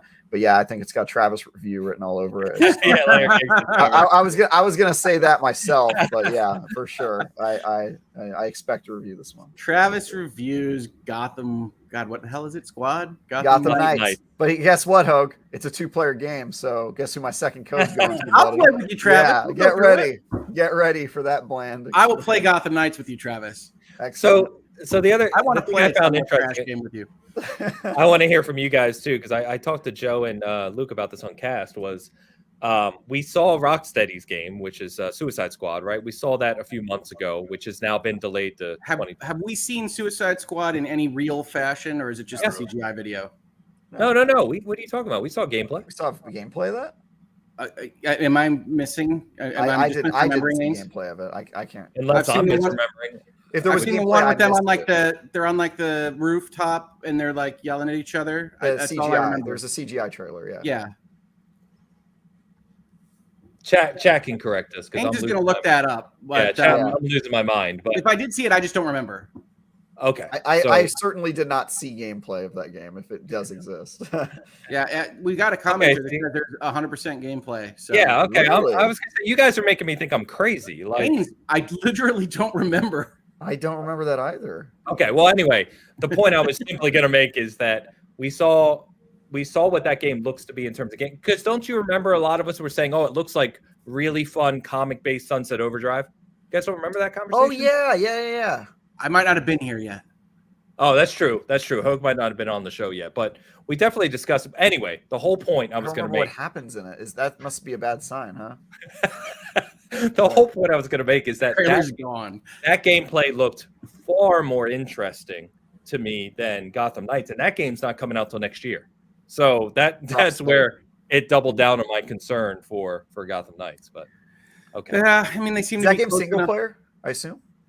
No, that's the 4-player co-op. I think. Again, correct me, chat, if I'm wrong, but I'm pretty sure that Suicide Squad. And Hogue lost all interest. I did. Well, I already had lost interest. Suicide Squad. But here's the thing, Hogue. That game is suited for 4-player co-op. If you're go nuts, have fun. Other people that like different things than me, you are fully allowed. But no.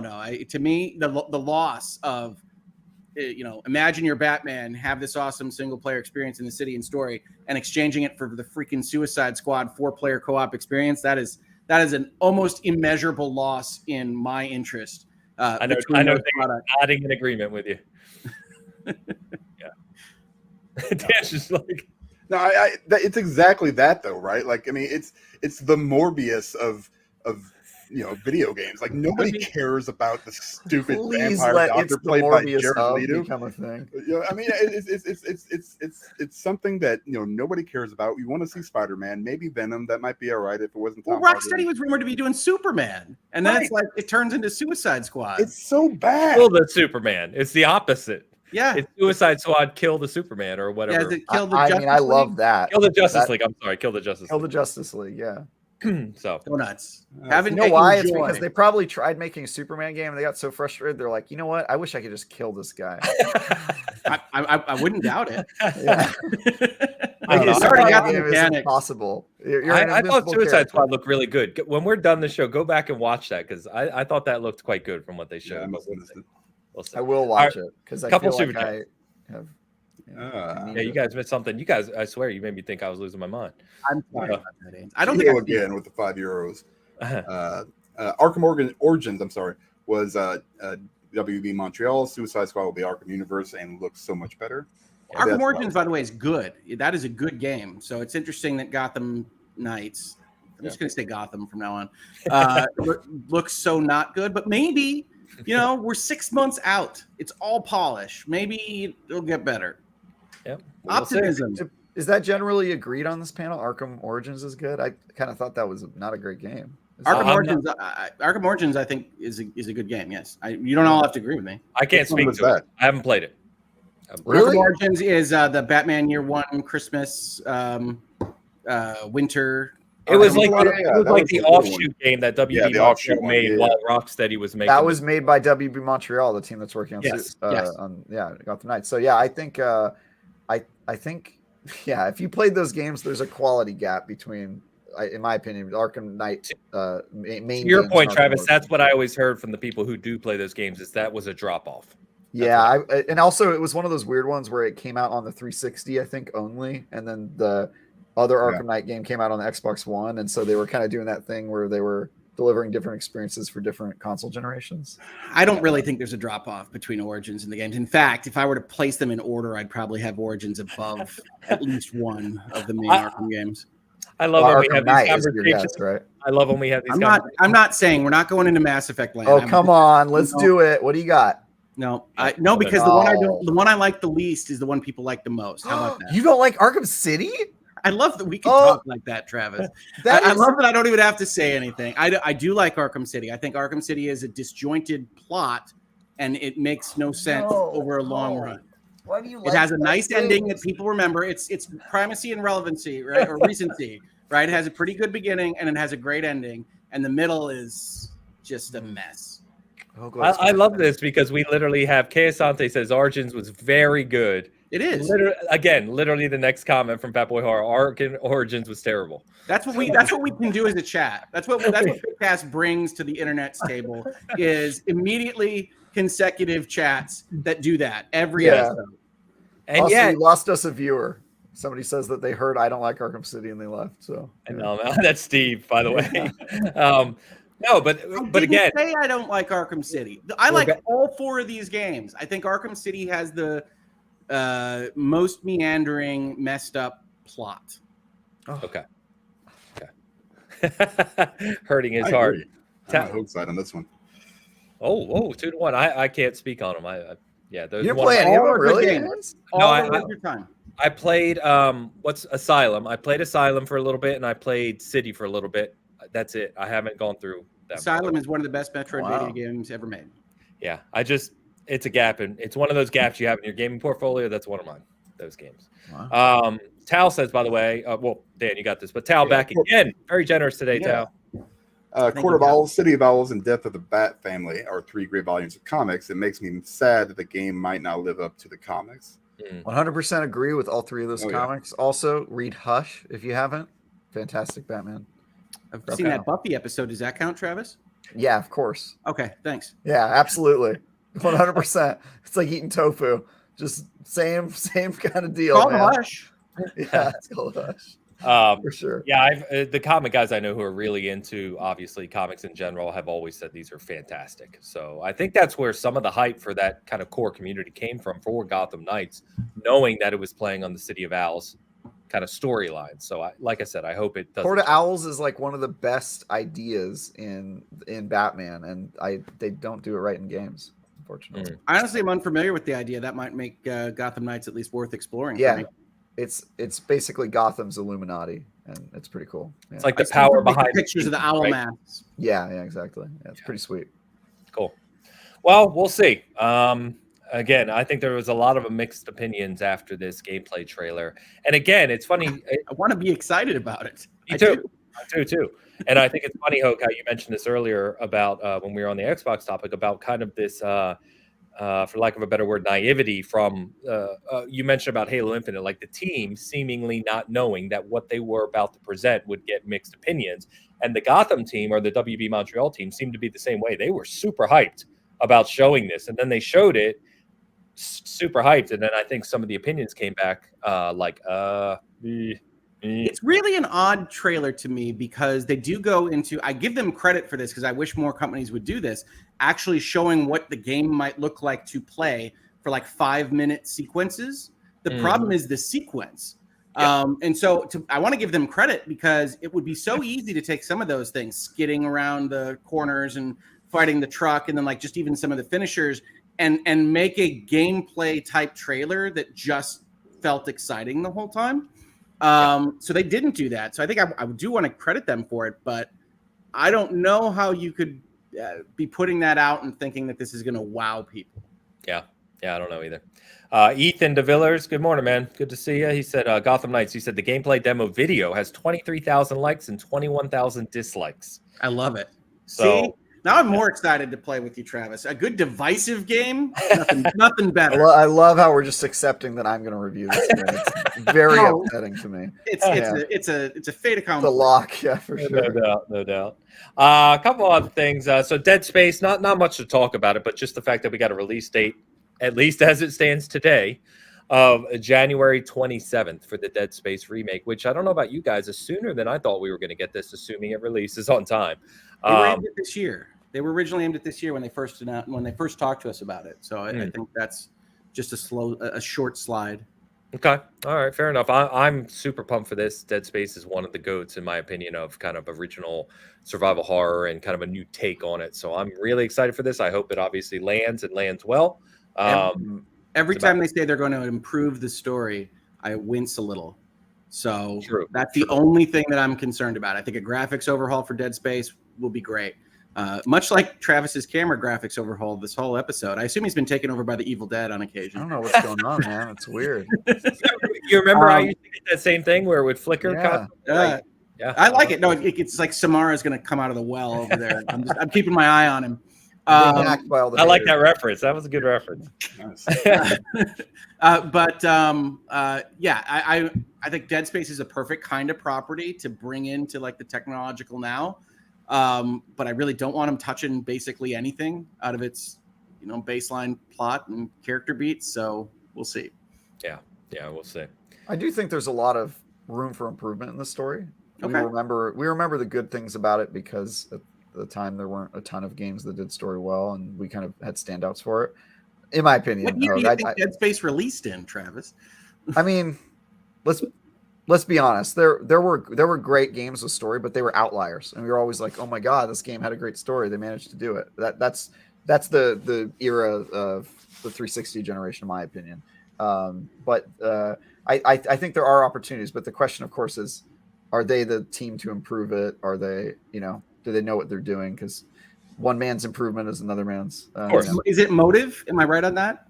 Is it Motive? Yeah, Motive. Yeah, Motive sounds right. Yeah, so I hated Squadrons. Team at Motive, like they have 2 projects or 3 projects currently. So I hated Squadrons. So I would say I'm cautiously optimistic about their project.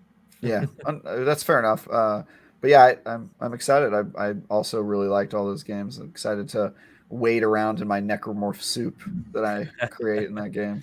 Yeah, it's great. And there's another like Dead Space offshoot game. Well, right? that's what I was going to mention. Cavish, there you go. Cavish mentioned Callisto Protocol, which is being made by. Oh God, I'm going to forget the name of the developer now. It's like somebody that related to Dead Space. Well, some of the original creators founded a new studio where they wanted to get back to kind of this survival horror aspect, and Callisto Protocol is their first game, which looks incredible from what they've shown so far. So it's a nice campy title. I respect it. Yeah. So I know Ash or someone in the chat will tell me the developer because I'm not looking it up currently. But yeah, that's if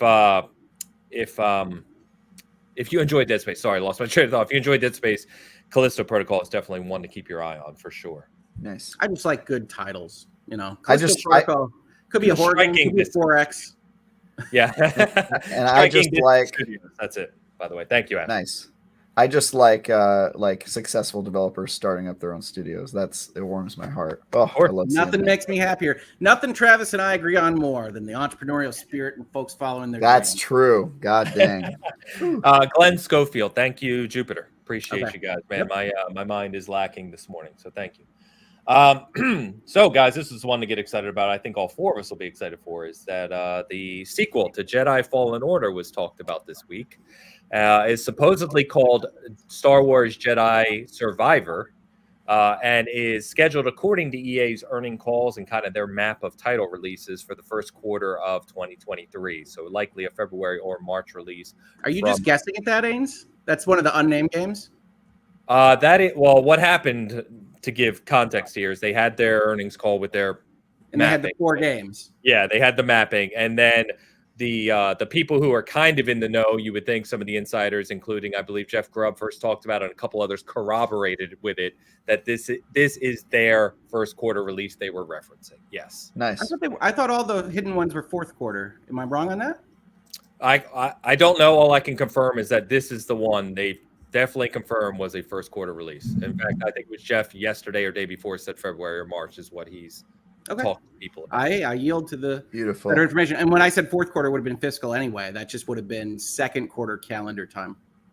Is that how is EA that June? They have a Yes, they staggered calendar. They Yeah. are. Fourth Okay. quarter EA is and it's not even. I don't even think they're on full calendar quarters. I'd have to look at it, but it's that second half of spring, early summer. Gotcha.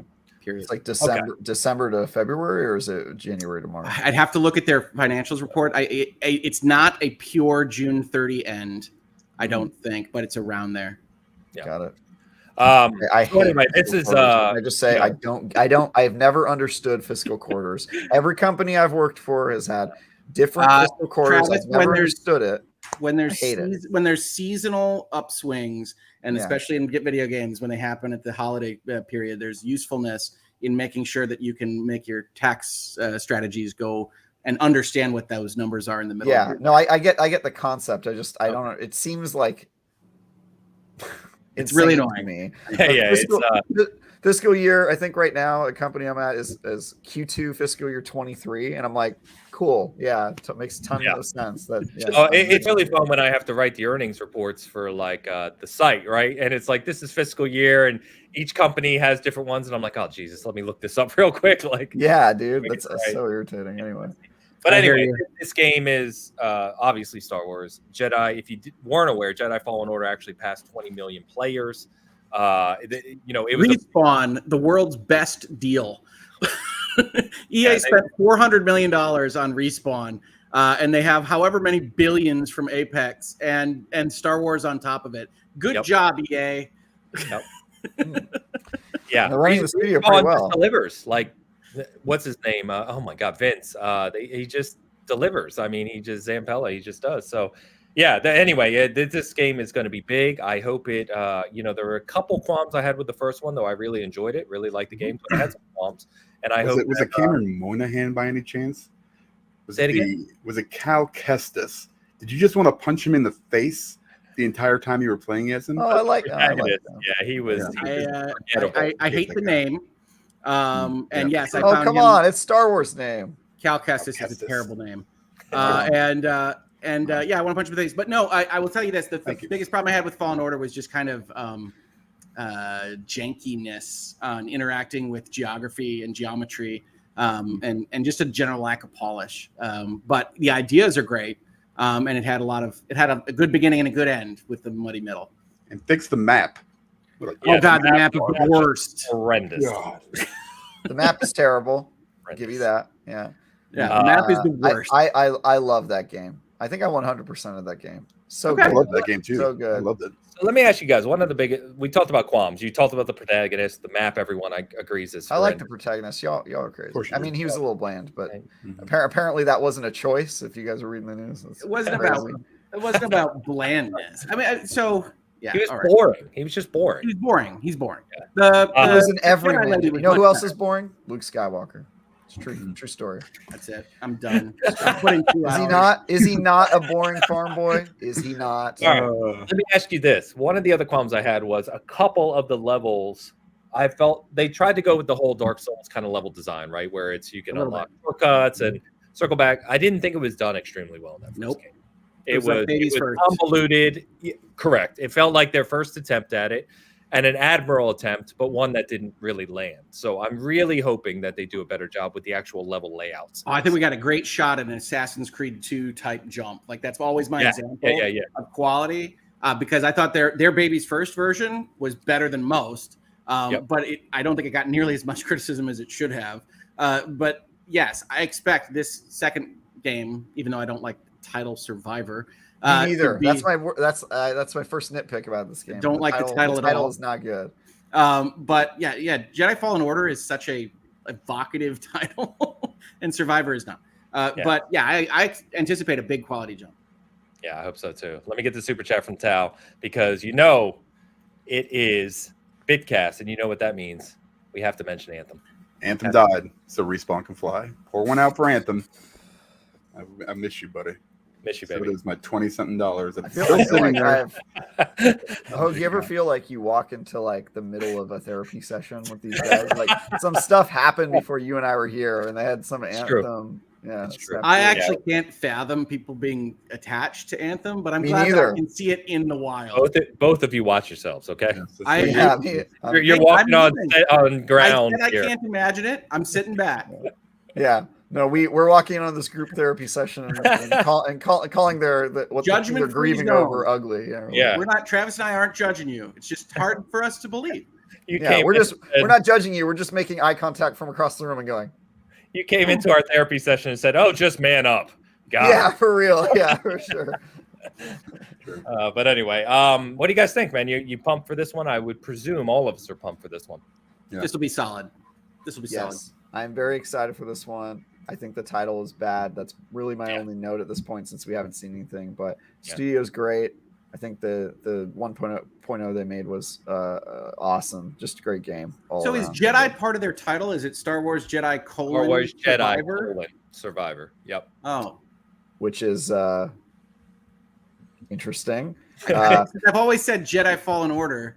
I guess it's just a little Me bit. too. It's Jedi Fallen Order. Yeah. Yes. Because Jedi in and of itself is a terrible title, so I don't think of it as just Jedi. Jedi Fallen Order makes a lot more sense. I think they were trying to go after the whole Star Wars Jedi Knight titling of games, or that they had some like they could have done a Sith. I don't know.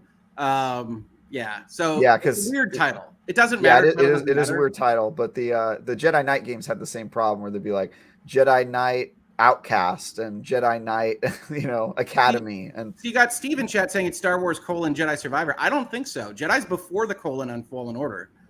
They don't use colons at all, actually. Oh, they don't. Yeah, so it's just Star Wars Jedi Survivor, and same thing with Star Wars Jedi Fallen Order, which is why you thought that it was called Jedi Fallen Order as part of the title. God help me. All right, you know what? Conversation. Whatever. Two. Redheaded Jedi 2 is going to be awesome. Redheaded Jedi. I like that better. Redheaded Jedi 2. You know what's funny is I talk about this all the time because I have to decide how I'm going to spell the title of a game, like when you're writing a review, and some people will go, "Oh, we'll just do the Wikipedia or do whatever it says on the website," which is terrible advice because they'll do marketing things, like they'll put their name in all caps, and then if you use their caps, then you're basically playing into their marketing. So you kind of just want to choose the one that makes the most sense as like a gamer. Like, what would you call it just with your friends if you were texting them? But yeah, I spend way too much time going, okay, how are we going to spell this one? Where are we going to put the colon? Like yada yada. So I think I would have kept Fallen. I think Fallen's the most evocative word. I would have done Star Wars Jedi Fallen something. Fallen Jedi. Star Wars Jedi Fallen Jedi. The worst possible title. Yeah. How about Jedi? I like that more, actually. Jedi squared. Yeah. Oh my gosh. Cavish says he hopes Jedi Fallen Order 2 is what he's calling it will be revealed this month at Star Wars Celebration. Oh, is it a celebration year? God, what are we celebrating? It is. What are we celebrating? I don't even know what that is, guys. What are we talking Travis, about? That was not an invitation to fight over this. Okay. We'll save it for the next one. This seems like a perfect type of game we'll see at Summer Game Fest, don't you think, too? I'm surprised they didn't announce it on May 4th, honestly. Yeah, Me that's too. true. Yeah. Because they usually like to do it at Star They Wars. like announcements, just a title. You'll see more later. Yeah, that's true. All right, so that one's hopefully coming again. Release dates we always joke about now, but lastly, guys, so we had episode 8 of the Halo TV series. Always the roughest episode. I do know, Ains. I'll leave it. I'm sorry, Travis. I can't help myself. Oh, how dare you! So next week is episode 9, which is the finale. If you didn't It know, actually isn't the roughest episode, by the way. That's the sad part. No, it wasn't the Of Halo? No. It's not. Yeah, it's not. I think most people firmly agree that the second episode was the worst episode. Like everyone I talked to agrees that episode 2 was bad, but 2 was garbage. I opted out after 3, but I can't remember exactly whether it was The based one off of before 2. 7 was the worst. It had nothing to Seven's do with really anything. bad. Quan Haas or Yeah. 7, the one you told me that was Yes, only on Madrigal. correct. Yeah, that was it. Yes. And it was So- like really bad, like B movie action Oh. with like none of the characters you recognize. Like so bad. Yeah. So I've bad. never been happier to have opted out, perhaps in my life. Honestly, you could watch episode 7 of that show and not know it was Halo. It's pretty true. You pretty really could. yeah, it's You pretty could true. not know it was Halo at Well, all. They The do armor- shoot Chief a few times in reference to Quan Ha, but Okay. yeah, it's Yeah. I don't know. We get the finale next week, and I know there's mixed opinions on this. There are people out there who are really enjoying this show, and if you're really enjoying it, like we said before, nothing I say or anyone else should say should stop you from enjoying it. Enjoy the hell out of it. For The me, show should do that. That's what should happen. The show should stop you from enjoying it. No offense. The show does stop you from enjoying it. Have you watched it? The writing, the acting, the special effects, any of those things could stop you from enjoying it. So, Not okay, us. so can I tell my The rest of story us. about this real quick? I love how that I've tried to start my sentence on this like 50 No, times we're not letting you before that know. happened. Travis, go. Go, Get in front of Ains, Travis. Go, Travis, you're done. Go. All right, fine. I'll do it. So I stopped after episode 4. I didn't have the time and energy to dedicate to it because I was just such a snooze fest. I don't think the show was like outwardly offensive. It was just sort of like a not interesting show. So I fell off of it, right? But this week I read Paul Tassi's tweet. And by the way, I'm going to spoil this because I don't care. But I read Paul Tassi's tweet, which said, "Hey guys, I know this is a spoiler, but I don't care. The world needs to know.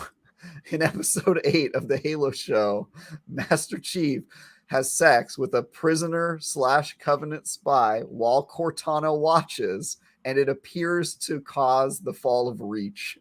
And I read that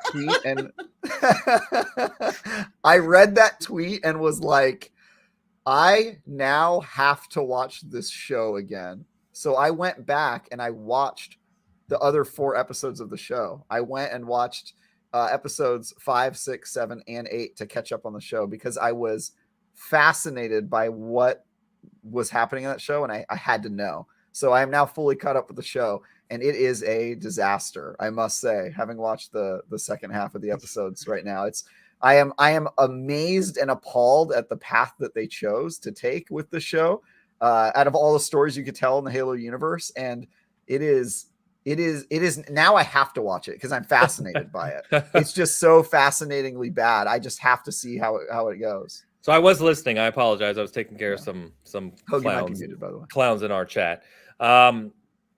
So you guys know that I was trying to be optimistic, and I'm going to watch the show no matter what because of loving Halo, et cetera, and I've kind of kept you up to date on my thoughts as we've gone here. And there had been some lightly promising moments, is the best thing I can say, over a few episodes, and after episode 8 now, with the finale next week, and we'll see how the finale goes. But I'm pretty discouraged by this show.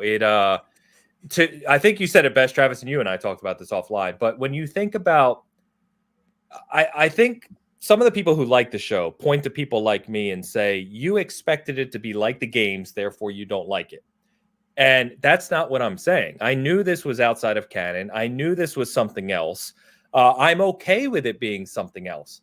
But to Travis's point, you take 20 years of Halo canon and lore, which is expansive. There is a lot to take from in that universe that is incredibly fascinating, interesting, that they haven't touched on in the games. There's a lot that you could have pulled from outside of the games that is very interesting and dynamic and with great characters and all of these things you could have done. And someone somewhere, actually multiple people, of course, said, no, this is what we're going to go with. This story right here. And when you watch it from a fan point perspective of not just the games, but Halo as a universe, Travis is exactly right. You asked the question, how? How did you land on this? Like, I need someone to answer that question for me. And I've met Kiki Wolfkill in person. And if I ever meet her again, I want to say, I'm not trying to attack you, be offensive. We can go, I'll buy you dinner. I just want to have a conversation as to how you landed on this. I just want to understand. Like, I don't understand. I don't understand. Nobody does. How could the world let this happen? Why do bad things happen to good people? Ains asked. I'm just like, that's the only how. Yeah, so we'll see if the finale. They showed a 2-minute trailer of the finale, which shows Chief with his helmet on for a change, which is cool. They showed him battling brutes.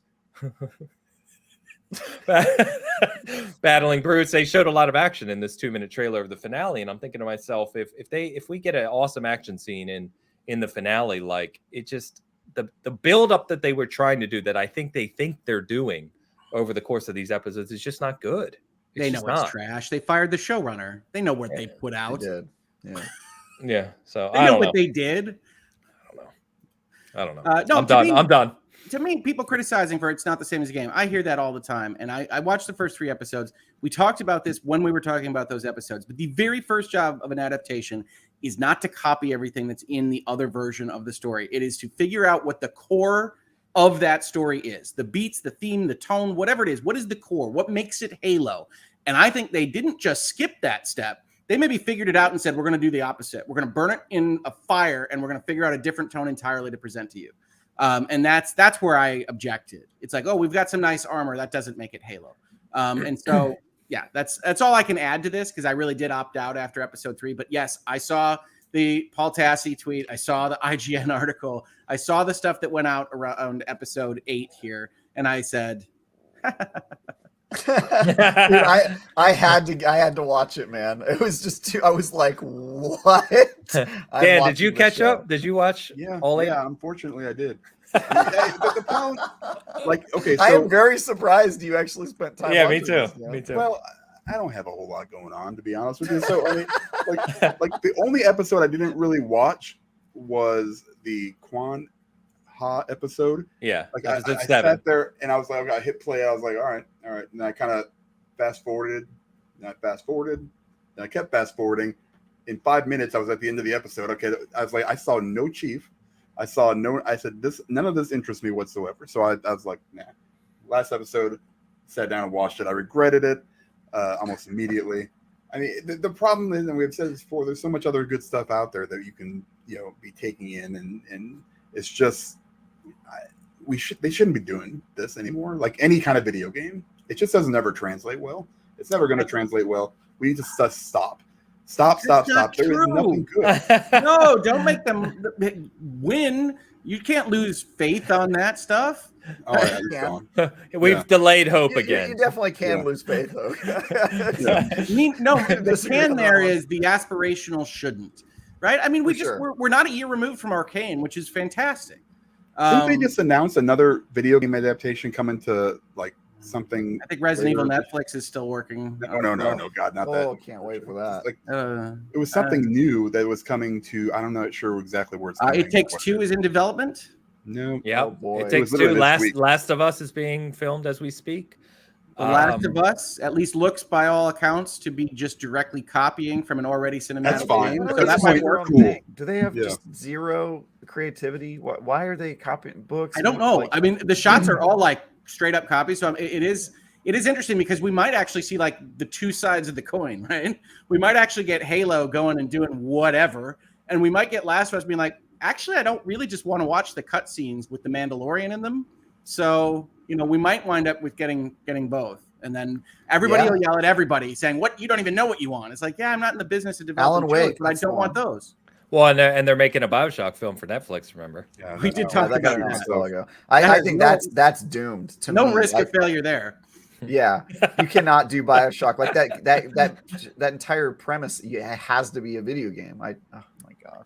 They bought that property so they could do the intro to Rapture or whatever, and then they really didn't think about the rest. Oh God. Oh boy. All right. Well, we'll see.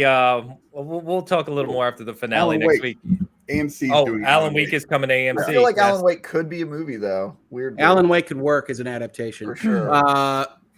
It was already AMC. made like a TV show. People forget that about The first Walking game. It Dead had series, TV yeah. show chapters and credits. Also Breaking Bad. We'll see who does it. See what happens. Alan Wake is structured like a TV show. It's not. Right. It wasn't Quantum Break. Quantum Break was. But then it poses the question, right? Do you go beat for beat like the game? You couldn't Or do do that you have- because too much of it is game. So too much of Alan Wake True. is in the woods with a flashlight. But you'd make it a variant to Twin Peaks with like a Twilight Zone patina. And then Weird. It's like TV inspiring games inspiring more TV. Alan Wake could work. It's not impossible in the same way I feel BioShock is. Yeah. They should just the TV movie industry should just hire us as consultants and we'll tell them which games work and don't work. They say BioShock, Resident Evil, we go, dude, no. They say Alan Wake, we go, actually, yeah, not a bad idea. I could see Alan Wake work. Why? Because it's like an oldish dude with a flashlight, so we can work around like you have to be in an underwater city, you know, Sure. like this We're kind gonna, of do, stuff. we're gonna do Monster Hunter. You're fired. Right. Yeah, exactly. Yeah. Nailed it, Dan. Bang. Ghost of Tsushima, by the way, Walt mentions as well. That's a movie that's coming in too. I want to. I'm. But So again, I afraid feel of like that. I feel like that game was inspired by so many movies. It's kind of weird to see it go. Yeah. I mean, I do you worry could about it say it's lasting inspired by so the much. game, but we've had samurai movies with that exact plot before. So is it Yeah. really the game, or is it just taking the title? You know Well, what I you mean? look at the Uncharted movie, and I Yes. would argue it's the latter, right? So, like, Uncharted is like just a kind of standard National Treasury type movie. Nothing really feels like Nathan Drake. Nothing really feels like Sully, and it's fine. But it doesn't evoke Uncharted to me. So it's You watched that movie? I did. I watched that movie. The family Sorry was for your interested loss. in it. What'd you say? So I'm sorry for your loss. It wasn't as bad as I had expected. So that Really? probably Okay. did. All right. Oh boy. Ethan agrees with us. Ethan DeViller said 343 and Microsoft turned down multiple pitches for Halo TV series and they chose this. The writing of this show is an insult to the science fiction Can you genre. imagine if they actually stuck with like the Game of Thrones guys that did like the last 2 seasons of the show? Oh my God! Did D&D DB Weiss? try to do They have Halo a script show? out there. I thought this was it. Like this is it. D&D getting fired off of Star Wars was my favorite news of like the Oh last my 5 God. years of pop culture. Yeah, that was crazy. That was like a Oh. 2-month No. wait I think for them. the Halo TV series has turned off so many people within the community that now people are digging up the the proposed pitch for the Neil Blomkamp movie from 10 years ago when they had the footage of Did you do like a 6-minute teaser Yeah. trailer thing? yeah, and it's good. Yeah. It's good. You know, it looks, I mean, for what it was at the time, it looks good. And yeah. That's like when you watch the Uncharted movie and you go and watch the Nathan Fillion, like, please, Right. please cast me as Right. Nathan Drake. And you're like, yeah, okay. Yeah. Yeah, exactly. It's just you get filled with disappointment. Yeah. But anyway, we'll talk more next week about the finale and where the season ends up. Who knows when they're going to be talking about season 2 and what that looks like. I guess it depends how they end the season 1, but you're right. It's different writers for season 2. So Steve Esposito with the boldest claim in the chat. D&D for Halo would have done better than this. I actually agree with that. Wow. Yeah, I do. So All right. Steve, if you I mean, it's hard to do worse though, Hoke. You haven't Okay, seen so it the all, bar is but just like that really, low. yeah. So Steve, to his credit, is he's one of our he's our senior at Season Gaming, and he also is working to get into narrative design in games. So yeah, he's studied kind of a lot of narrative design lately, and so we all wish him well, obviously, because it would be awesome for him to get into the games. Please save narratives everywhere, Steve. We Yeah, believe in you. I can't wait. I can't wait to criticize your narratives. Yep. That'd be great. On this show, even. I all I told him is that Season Gaming gets first dibs on whatever it is. I've had Ethan multiple says- friends get into them, like my old coworker at IGN, Mitch Dyer. Yeah. He ended up Yeah, working on Star Wars. He's at Motive, right? Yeah, he worked at Squadrons and Battlefront 2, which I think He people wrote Squadrons that I just said I hated. I'm sorry, Travis. exactly. But here's the thing: is I kind of agree with that assessment. I was like, I mean, it's narratively a little weak, but it's like, I love you, Mitch. You're good. Yes. Ethan says not looking, and I might have missed this. Ethan said not looking forward to Amazon doing Mass Effect. That's been announced. Oof. Yeah, Matt, they announced it right after they cut the cord on Expanse. That would have been a veto by our consulting panel. Yeah, We all agree. yeah. Yeah. Don't do that. Get Don't out. do that, Amazon. That's way too expensive for you to pull off and not feel regret immediately as you spend that money. Don't try. It can just never live up. Oh man. No, and it was literally like days after like the end of the Expanse. It was like, oh, the other 3 books of the Expanse died for your terrible Mass Effect adaptation. Wonderful. Yeah. Oof. Yeah, I agree with you. Hey, but here's hoping. Yeah, we can We'll always see. hope. We'll see if the Lord of the Rings show is any good. Then I'll have a little bit of hope, but I don't think it's going. They're going to lose so much money on. Oh yeah, dude. I mean, that's what Amazon does as a business, right? That's their whole. They are burning money in a fire on Lord of the Rings, the most expensive show ever made. Yeah, like hope was delayed. Yeah. Shot in the face. By the way, Pampa ends us with the super chats for today with saying $5 super. He had Go another ahead. one earlier. I'm just going to read that one real quick. What a show today, gentlemen. You guys always make my Sunday morning at work better. Appreciate you all. And then he comes in with another $5 super chat. Sounds like this show gives you anxiety. I saw that interaction, Ames. You came in hot. I miss Pampas. I apologize. Pampas. But it's all right. I got I'm failing. Thank you, Dan, for catching that, Pampa. I apologize. Thank you, as always, for the generosity. And I will give context to people who don't get this last super chat. So Gene Park over at Washington Post wrote an article about Halo Infinite giving him anxiety and some other kind of inflammatory comments about the game. And I retweeted and I just said, Halo's certainly not perfect. And many of us in the Halo community talk about that openly. I just wrote an article this week about it. And I just said, but making statements like a video game gives you anxiety is hyperbolic. And that doesn't really do much for discourse in, game You chat. might have said it a touch stronger, Ains. Maybe. And he responded to me last night. Gene did on Twitter, and we kind of went back, and I just don't agree with him. I mean, it's fine. I don't agree with him. You don't agree that it gives him anxiety? I don't agree that saying a piece of entertainment that is optional, that you have complete control over whether you touch or not, should give you anxiety. Hit the power button and do something else. For sure. Yeah. I think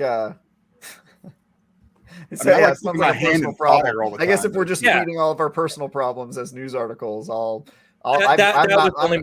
was my point, Travis. Yeah, exactly. Sure. Yeah. Mm-hmm. Is that obviously I won't even get into personal stuff, but I'm going to leave that alone. But my doing a lot of almost. I know the wiser course, because what I was about to say was actually very deep, and I don't want to do that at the end of the show. So what I will just say is that it's a piece of entertainment, right? Video games are meant to be fun. If anything, they're meant to help with anxiety, typically speaking. It's same with a piece of music you would listen to, a movie you would watch. You have complete control over whether you consume it, right? If a game or a movie or anything entertainment-wise gives you anxiety, stop doing it. Yeah. Do something else. Unless you're talking about League of Legends' online community, using the word anxiety is a little bit of a stretch. A little bit of a stretch. There's a reason I don't play horror games. Yeah. Well, that's their aim. Right? Anxiety's their aim. Yeah. Because I'm a big that's my point. It'd be like you playing Resident Evil 7 and then criticizing it for giving you anxiety. It's like, just don't play the game. Why are you playing? Halo's aim is not anxiety. So to the extent it has that effect on some people, it could be useful. Maybe. I don't know what you mean there, honestly. So in a horror game, the goal is to make you anxious. Of course. Halo's goal is presumably not to make you anxious. Right. So if someone is experiencing that for whatever reason, if they could properly explain it, that could be useful information for somebody going out and saying whether or not I want to play Halo. I see what you mean. The only because you don't expect that from Halo. See, if Dan goes in and plays Horizon and it turns out it makes him anxious, he wouldn't be expecting that. He would be expecting that if he turned on Resident Evil 7 VR. Sure. But that still feels like a personal issue. Well, aren't all opinions personal issues or Correct, subjective opinions of the experience of the game player? Sure. I still don't understand. Okay. We can leave. Yeah, I think he's just saying it sounds like a little bit of a stretch, and maybe to get clicks or something like that. It's a weird way to 100%. describe.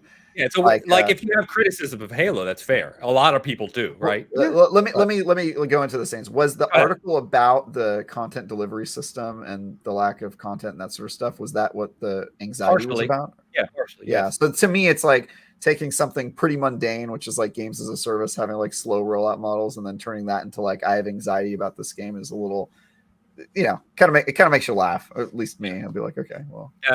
Only point I was making. Exactly that. Yeah. So anyway, that's where that super chat came from, just to give context for it. All right, boys, let's go ahead and close this out. Like I already said, I have an article on Halo Season 2, and yes, I criticize it. Go figure. A little bit anyway, but I also give it credit where it's due. Article up on the site, so check that out if you want. And for the record, returns this week as well. Carl and I are going to be talking about audio design in games and some of the differences between audio design currently available on platforms, including Series X and PlayStation 5, because they approach their audio delivery of their games differently, actually. So we're going to go into some of the tech behind that. So that is us. Rick, I'll start with you this week. What you got going on, man?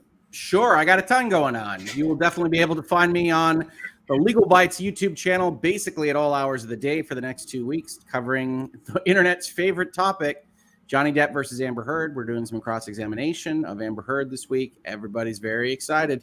We'll see if we can keep it within the realm of reason in terms of the commentary on that particular platform. But please do come check it out if you're interested in the legal process in the United States.